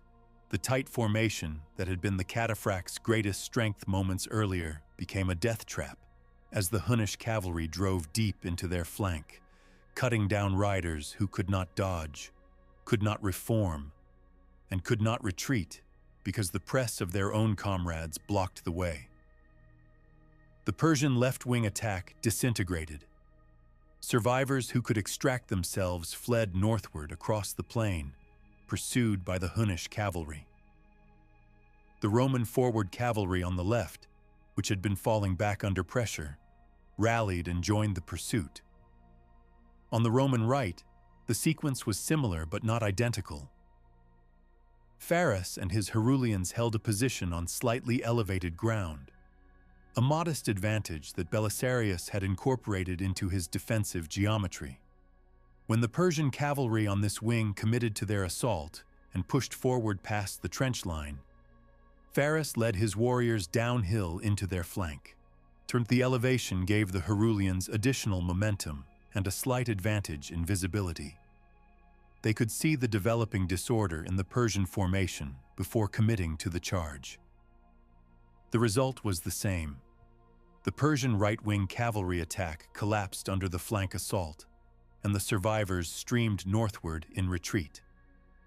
With both flanks shattered, the Persian center, infantry that had been grinding forward against the Roman line along the central trench, found itself isolated. The Roman infantry, which had been holding steadily behind the trench obstacles, now had no pressure on their flanks and could concentrate fully on the enemy in front of them. More critically, the Persian infantry in the center could see their cavalry fleeing on both sides. The psychological effect was devastating. An infantry formation that believes its cavalry will eventually break through and encircle the enemy fights with confidence. An infantry formation that watches its cavalry destroyed fights with the growing certainty that encirclement is coming for them. Procopius describes the Persian center as breaking apart in stages. First a wavering, then units pulling back, then a general rout as the realization spread that the battle was lost. The Roman forces pursued, cutting down fleeing Persian soldiers across the plain. The exact casualty figures are debated, but the scale of the defeat was enormous. Perozes pulled the remnants of his army back across the border, and the plain before Dara was left strewn with the bodies of Persian cavalry and infantry, who had walked into a trap built from nothing more than ditches, discipline, and timing. The tactical autopsy of Dara reveals a defense that worked not because of any single brilliant stroke, but because every element was integrated into a coherent system. Remove the trenches, and the cavalry counterattack fails because the Persians are never disordered. Remove the cavalry reserves, and the trenches merely delay a breakthrough that eventually succeeds through weight of numbers. Remove the infantry holding the center, and the entire framework collapses. Remove the central reserve, and a single unexpected Persian success could unravel the whole position. Every piece needed every other piece, and the physical trench system was the connective tissue that held all the pieces together. This is why Dara endures as a case study in defensive warfare. Not because trenches are always the answer. They are not. But because the battle demonstrates, with unusual clarity, what a complete defensive system looks like when every component is designed to work in concert. Preparation shaped the ground. Deployment exploited the shape. Timing converted disruption into destruction. And command held the entire sequence together from first contact to final pursuit. It was not a miracle. It was method. And that method, born on the dusty plain of Upper Mesopotamia in the summer of 530 Anno Domini, would echo through military thinking for centuries to come. The echoes of Dara did not fade with the 6th century. The principles that Belisarius demonstrated on that Mesopotamian plain, terrain shaping, layered defense, should reserve counterattack into a disordered enemy, reappeared across military history in contexts that the young Roman general could never have imagined. Not because later commanders consciously studied Dara, though some certainly did, but because the tactical logic that made the defense work is rooted in permanent features of warfare that transcend any particular era or technology. The core insight is deceptively simple. When a defending force is outnumbered and outmatched in mobile striking power, its only reliable path to victory is to force the attacker to fight on ground that has been physically altered to negate that striking power. This is not the same as simply choosing favorable terrain. A hilltop, a river crossing, a forest edge. Those natural features help, but they are fixed. They exist where geography placed them, and a skilled attacker can often maneuver around them. What Belisarius did at Dara was different. He manufactured his advantage. He took ground that offered no natural defensive benefit and turned it into a trap through deliberate physical labor. Digging, shaping, constructing obstacles that existed for no other purpose than to break apart the enemy's tactical system. That distinction matters enormously because it means the method is portable. It does not depend on finding the right terrain. It depends on making the right terrain wherever you happen to be. And that portability is why the same underlying approach appears in battles separated by centuries and continents. Consider the English defensive position at Agincourt in October 1415 Anno Domini, nearly 900 years after Dara. Then Henry V faced a French army that outnumbered his exhausted, disease-ridden force by a substantial margin. The French advantage was concentrated in their heavy cavalry and dismounted men-at-arms, whose massed charge was expected to overwhelm the English line through sheer weight. The terrain at Agincourt offered some natural advantage. The battlefield was narrowed by woods on both flanks, but Henry enhanced that advantage by ordering his archers to plant sharpened stakes in the ground in front of their positions. Those stakes served exactly the same function as Belisarius's trenches at Dara. They disrupted the French cavalry charge, broke apart formations, slowed the advance, and created the disorder into which English archery and close-quarters counterattacks proved devastating. The stakes did not stop the French. They created the conditions under which the French could be stopped by the forces behind them. The parallel extends beyond the physical obstacles. At Agincourt, as at Dara, the defending commander positioned his forces to exploit the disorder created by the defensive system. The English archers were not placed randomly. They were positioned on the flanks, angled inward, so that their concentrated fire would strike the French formation from the sides as it funneled between the woods and stumbled over the stakes. The geometry was different: arrows instead of cavalry, stakes instead of trenches. But the principle was identical. Create an obstacle that disrupts the enemy's formation. Position your striking forces to exploit that disruption. Time the exploitation to hit the enemy at the moment of maximum disorder. Or consider the defensive works at the Battle of Plevna in 1877 Anno Domini during the Russo-Turkish War. The Ottoman garrison under Osman Pasha, heavily outnumbered by Russian and Romanian forces, constructed an elaborate system of trenches and redoubts around the city that channeled attacking infantry into killing zones dominated by Ottoman rifle and artillery fire. The Russians launched repeated assaults against these positions, each time suffering catastrophic casualties as their formations were broken apart by the defensive obstacles and then shredded by concentrated fire.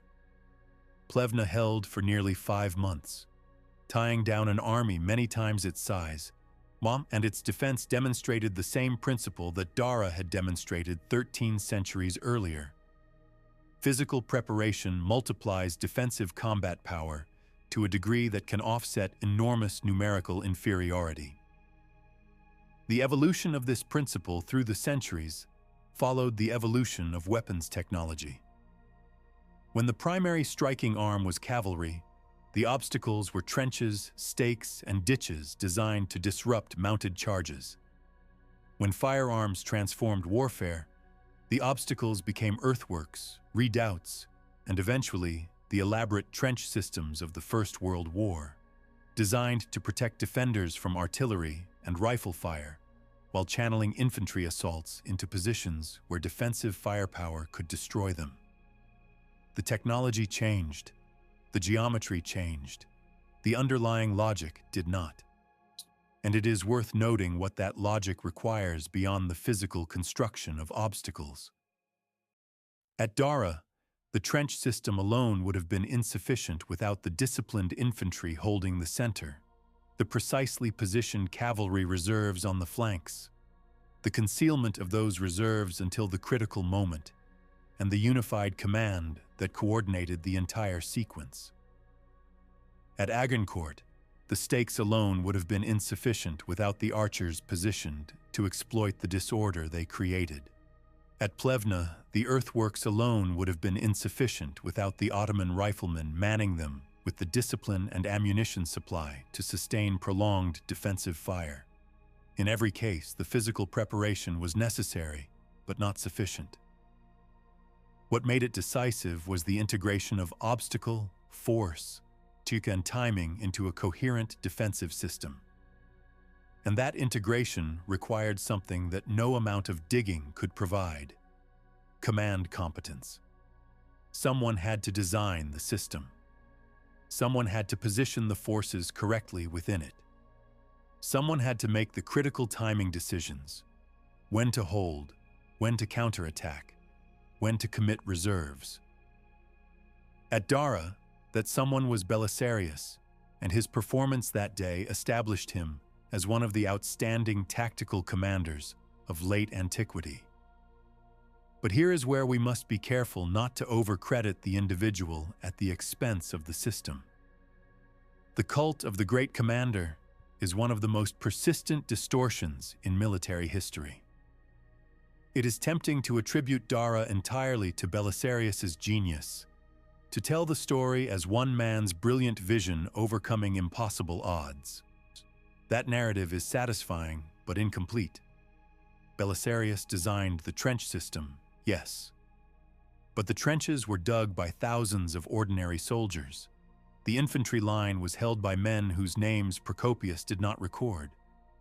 The cavalry counterattack was executed by Hunnish and Herulian warriors who made their own tactical decisions in the chaos of the moment. The defense of Dara was a collective achievement, and the system that made it work was precisely that: a system, not a one-man show. This is perhaps the most important lesson of Dara for anyone studying military history or strategy more broadly. Systems defeat individuals. Preparation defeats improvisation. Structure defeats talent. Not always, and not inevitably. There are battles where individual brilliance or extraordinary courage overturns every structural disadvantage. But those battles are the exceptions. The rule, demonstrated at Dara and confirmed across centuries of subsequent warfare, is that the side which builds the better system usually wins, and that physical preparation of the battlefield is one of the most reliable ways to build that system. Belisarius himself seemed to understand this. His subsequent career, in Africa, in Italy, in the later Persian wars, showed a commander who consistently prioritized preparation over aggression, who sought to control the conditions of battle before the fighting started, and who was most dangerous when he had time to shape the ground and position his forces according to a coherent plan. His failures, Callinicum most prominently, came when he was forced to fight without that preparation, on ground he had not chosen, at a time not of his making. The Roman military tradition of the 6th and 7th centuries absorbed the lessons of commanders like Belisarius into a body of doctrine that emphasized exactly these principles. The Strategicon, which we mentioned earlier, is explicit about the value of field fortifications, the importance of reserves, the need for careful ground reconnaissance before battle, and the danger of engaging a superior enemy without prepared positions. These were not abstract theoretical recommendations. They were practical instructions drawn from the hard experience of commanders who had fought on the eastern frontier, in Italy, in Africa, and in the Balkans. Commanders who had learned, often through costly failure, that the side which shaped the battlefield before the fighting usually controlled the outcome. The Byzantine Empire, the direct continuation of the Eastern Roman state that Belisarius served, would carry these principles forward for centuries. Byzantine defensive doctrine, from the 7th century through the 11th, consistently emphasized the use of terrain, fortification, and prepared positions to offset the numerical and mobility advantages of the empire's many enemies: Arabs, Bulgars, Turks, Normans. The specific techniques evolved with changing threats and technologies, but the foundational concept remained remarkably stable. Do not fight on the enemy's terms. Reshape the battlefield to your advantage. Use physical preparation to multiply your defensive strength, and always maintain a reserve for the counterattack that turns defense into victory. That concept was born in many places and many battles across the long history of Roman and Byzantine warfare. But one of its clearest, most dramatic, and most instructive demonstrations took place on a dusty plain in Upper Mesopotamia in the summer of 530 Anno Domini, when a 25-year-old general with a shovel and a plan defeated the most powerful cavalry army in the world. The story of Dara is nearly complete. But before we close, there is one final dimension of the battle that deserves examination: the human dimension. The experience of the soldiers who fought there, the political consequences that followed, and the way the battle was remembered and used in the centuries after it was fought. The men who fought at Dara on both sides were not abstractions. They were not game pieces on a strategic map. They were human beings operating under conditions of extreme physical and psychological stress, and the experience of the battle, what it felt like to be there, in the dust and noise and terror of a 6th century engagement, is worth considering, even if the sources give us only fragments to work with.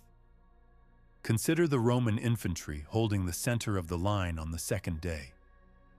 These men stood behind a trench that was perhaps 2 meters wide and a meter or more deep. Enough to stop a horse, not enough to stop a determined man on foot. In front of them, across the open plain, they could see the entire Persian army forming up.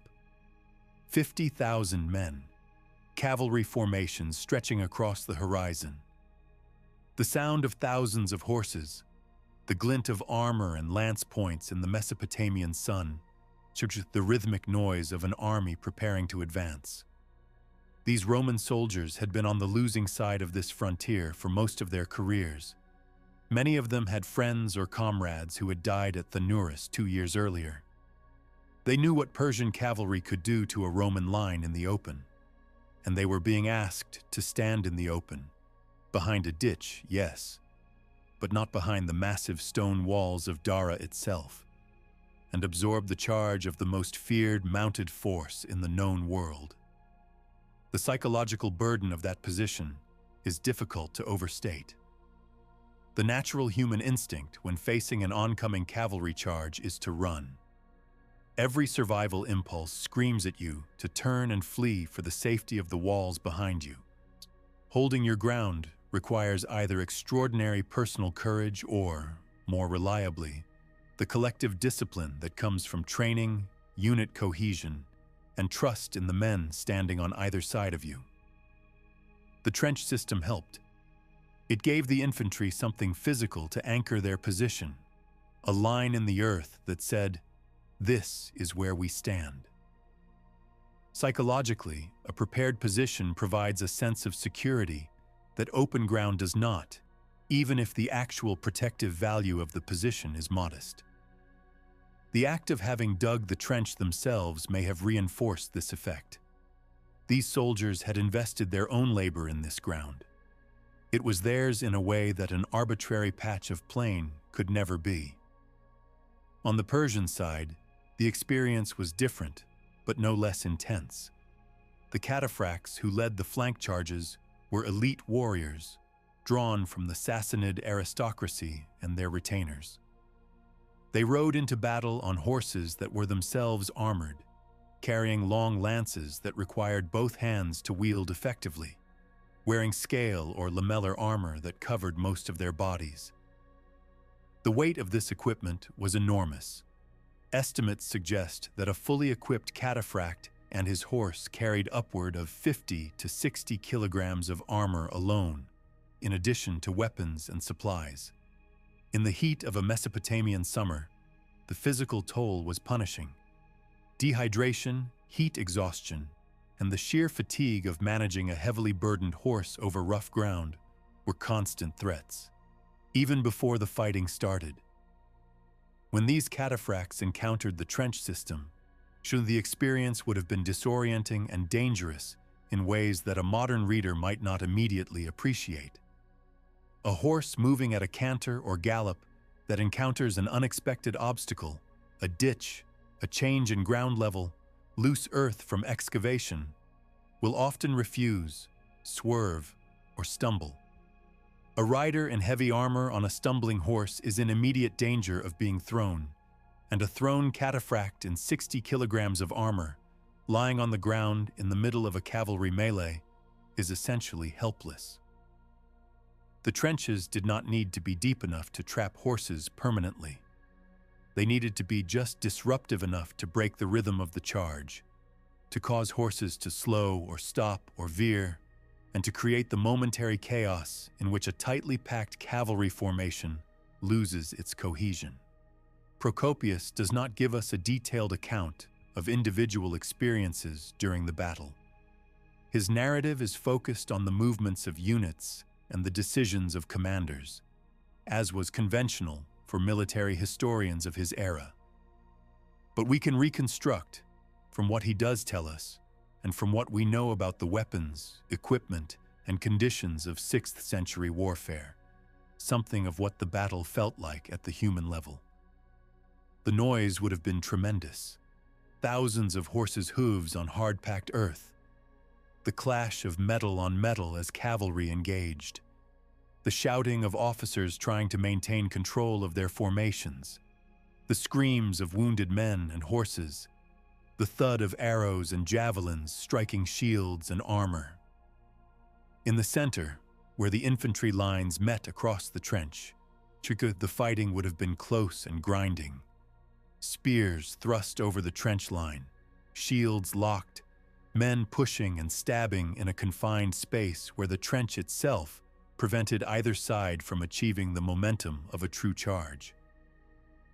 This kind of fighting, static, close quarters, attritional, favored the defenders, who had the trench as a barrier and could rotate tired men from the front line while the attackers had to maintain pressure across an obstacle. On the flanks, the cavalry engagements were more fluid and more violent. When the Hunnish cavalry struck the flank of the Persian penetration on the Roman left, the collision would have been catastrophic for the men caught in the impact zone. The Huns rode lighter horses and wore less armor than the Persian cataphracts, but they were hitting a formation that was already disordered, compressed, and facing the wrong direction. The advantage of surprise and flank positioning more than compensated for any difference in individual equipment. Persian horsemen caught in the flank had no room to turn, no room to build speed for a countercharge, and no clear path of retreat.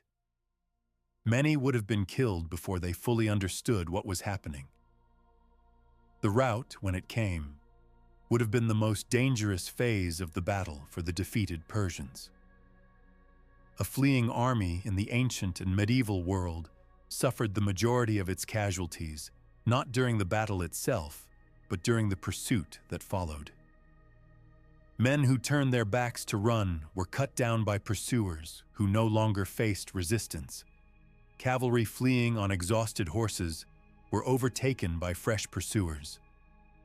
Soldiers who threw away their weapons and armor to run faster became defenseless targets. The pursuit after Dara, across the open plain north of the city, would have been a grim and bloody affair, as Roman and allied cavalry rode down fleeing Persian soldiers over a distance of several kilometers. The aftermath of the battle left a field covered with the dead and wounded of both sides, though predominantly Persian. The task of clearing a 6th century battlefield was grim and practical. Weapons and armor were stripped from the dead. These were valuable resources, and the Roman army was not wealthy enough to leave usable equipment on the ground.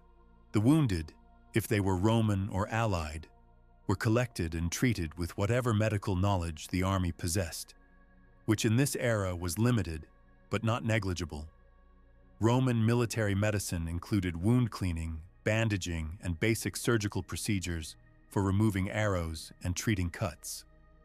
Persian wounded faced a harder fate. Some may have been taken prisoner. Prisoners of war had economic value as potential ransoms or as forced labor. but many would have been killed or left to die, as was common practice in warfare of this period.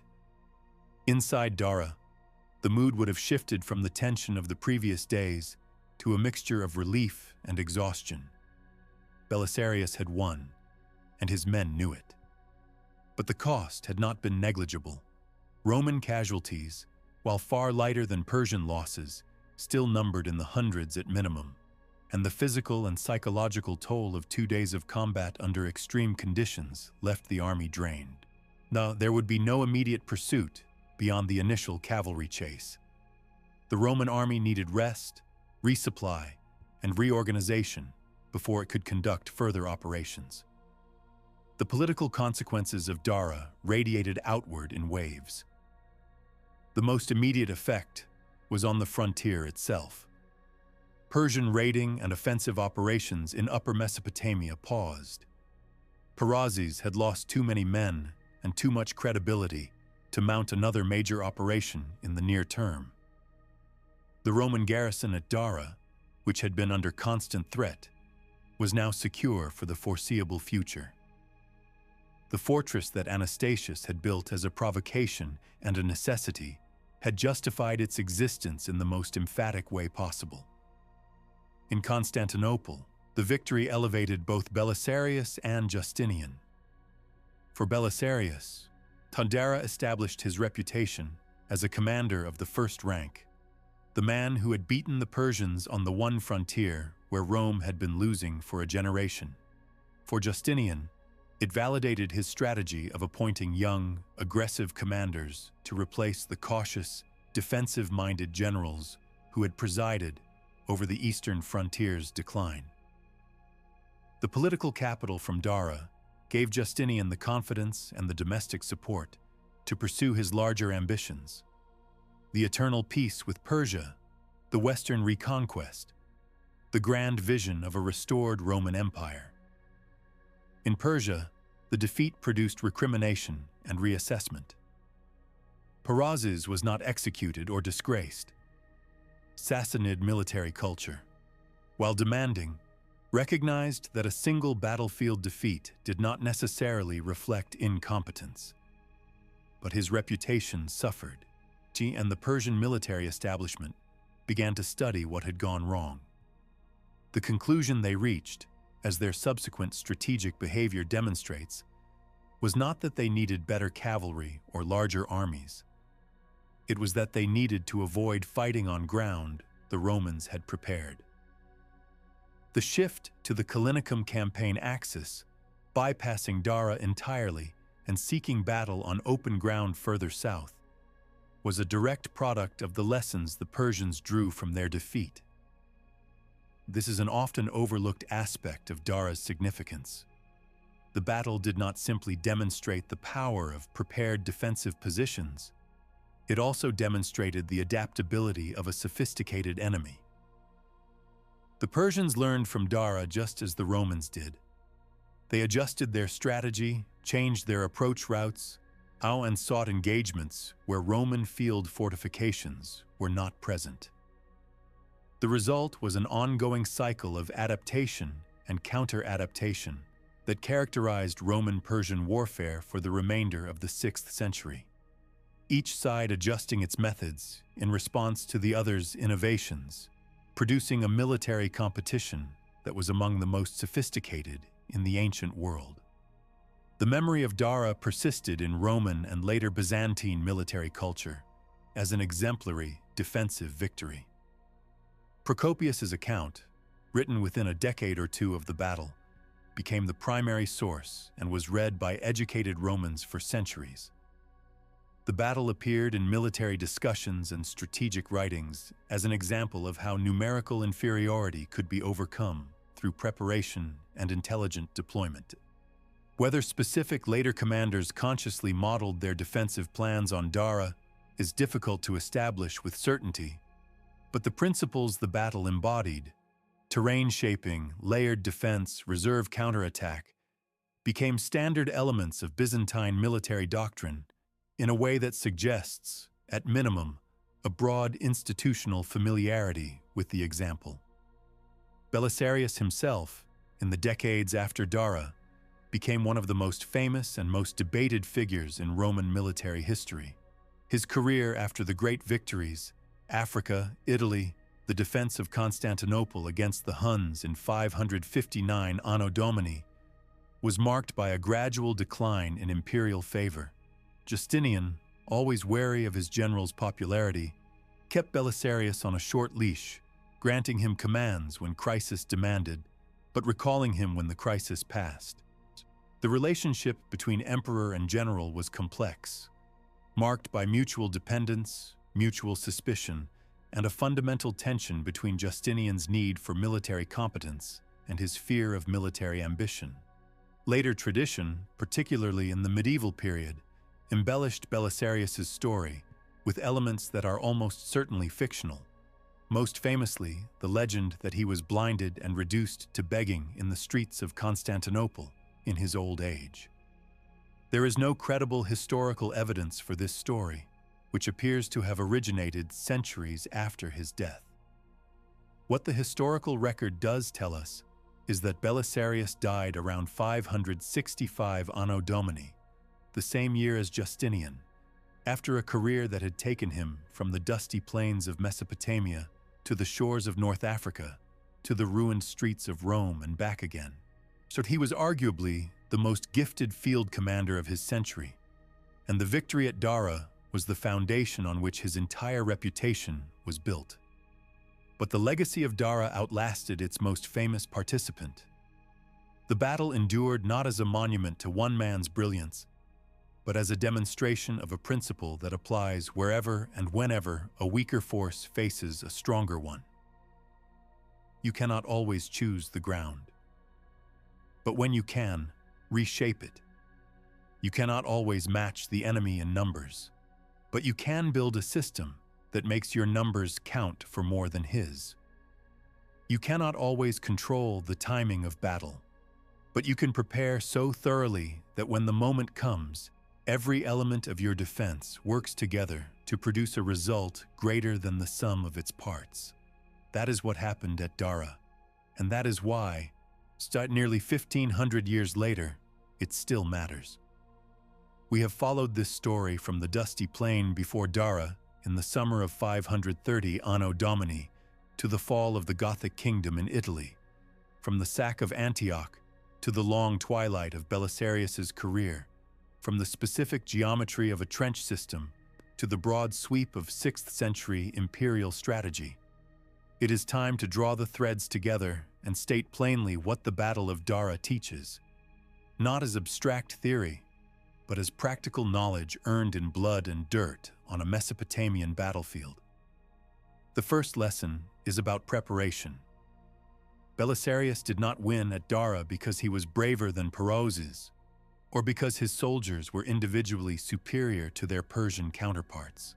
He won because he began working on the battle days before the first Persian soldier appeared on the horizon. The trench system was not improvised. It was designed, surveyed, and dug by thousands of men laboring in the heat, following a plan that their commander had conceived based on a careful analysis of how the Persians fought and what specific tactical conditions would be required to defeat them. By the time the Persian army arrived, the battle was already half won. The ground had been shaped. The deployment zones had been prepared. The channels into which the Persian cavalry would be funneled already existed. Peroses was fighting on a battlefield that had been engineered to destroy his army, and he did not fully realize it until it was too late. This is not a romantic lesson. It is not inspiring in the way that stories of desperate last stands or heroic charges are inspiring. Digging trenches in the heat is unglamorous, exhausting, and tedious. But it is exactly this kind of unglamorous, exhausting, tedious work that separates armies that win from armies that lose. The side that prepares more thoroughly, that does the hard, boring work of reshaping the physical conditions of battle before the fighting starts, holds an advantage that no amount of courage or tactical brilliance on the other side can easily overcome. The second lesson is about systems. The trench at Dara was not a standalone obstacle. It was the skeleton of an integrated defensive system that included infantry positioning, cavalry reserves, flanking forces, a central reaction reserve, and a planned sequence of actions triggered by specific enemy behaviors.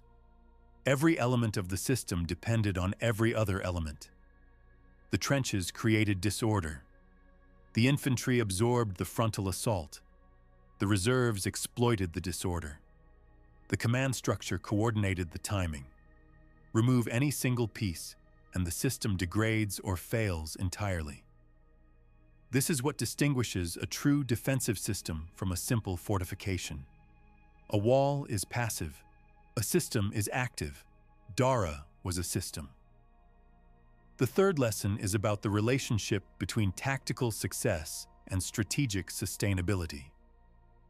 Belisarius won at Dara, but the victory did not end the war with Persia. It did not even secure the eastern frontier permanently. Within a decade, the Persians were back, and within 4 decades, Dara itself had fallen. The tactical brilliance of the defense was real, but it existed within a larger strategic context that ultimately depended on factors beyond any single commander's control. Imperial resources, political decisions in Constantinople, the balance of commitments across multiple frontiers, and the long-term capacity of the Roman state to sustain the military forces that its defensive architecture required. This is perhaps the hardest lesson of Dara, because it cuts against the satisfying narrative of a single battle changing everything. Dara did not change everything. It changed the immediate tactical situation in Upper Mesopotamia. It bought time. It established a method.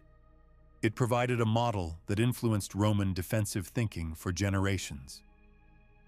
But it did not solve the fundamental strategic problem of an empire that was overextended, fighting on too many fronts with too few resources, and governed by a political system that frequently prioritized internal stability over military effectiveness. The trenches of Dara could shape a battlefield.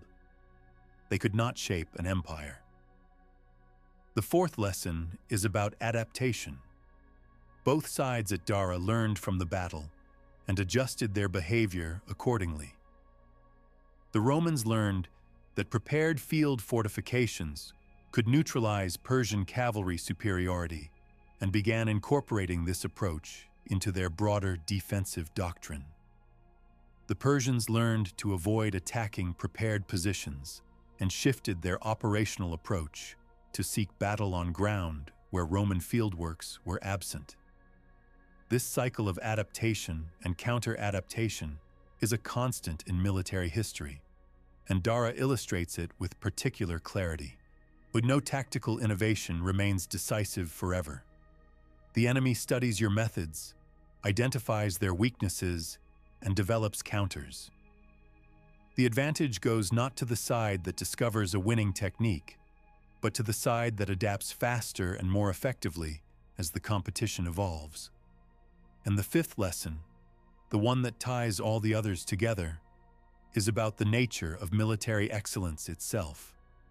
Dara was not won by a genius. It was won by a professional. Belisarius did not invent the concept of field fortification. He did not discover some previously unknown principle of warfare.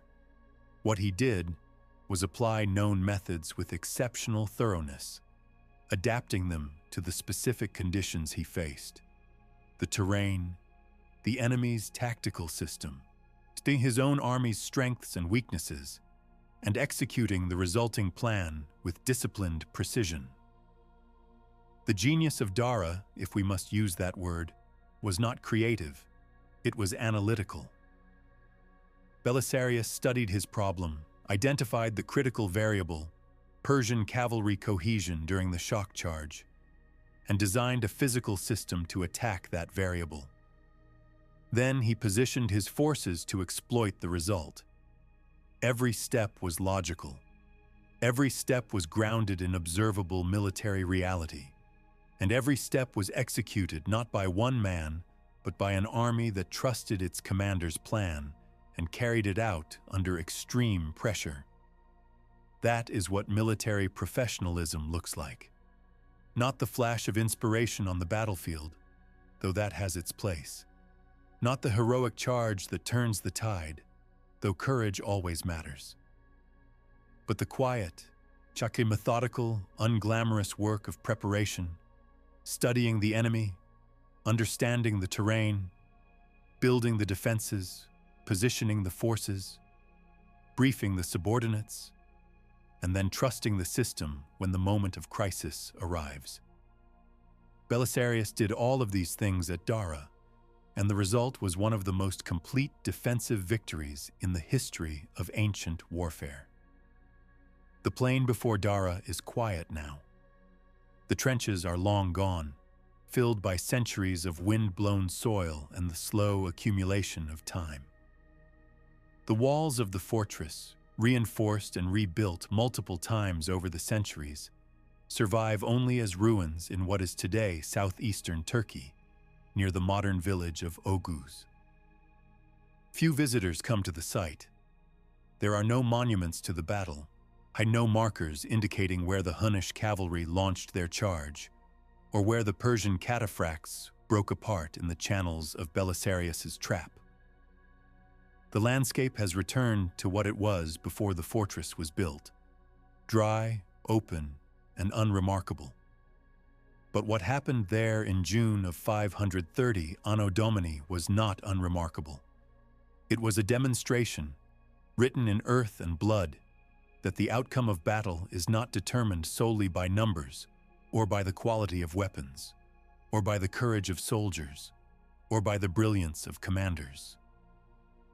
It is determined by the interaction of all these factors within a physical environment that can be shaped, altered, and engineered by the side that takes the time and effort to do so. The Persians brought more men, better cavalry, and greater confidence to the plain of Dara. The Romans brought a trench, and the trench won. That is the story of the Battle of Dara. A young general, an outnumbered army, a line of ditches in the dirt, and a victory that proved, as clearly as any single battle can prove anything, that preparation is the most underrated weapon in the history of war. If this story changed the way you think about military history, or if you want to see more deep examinations of battles and campaigns that shaped the ancient and medieval world, consider subscribing to this channel. Leave a comment and let me know which battle or campaign you would like to see covered next. And if you found value in this, share it with someone who appreciates history, told with the detail and seriousness it deserves. Until next time.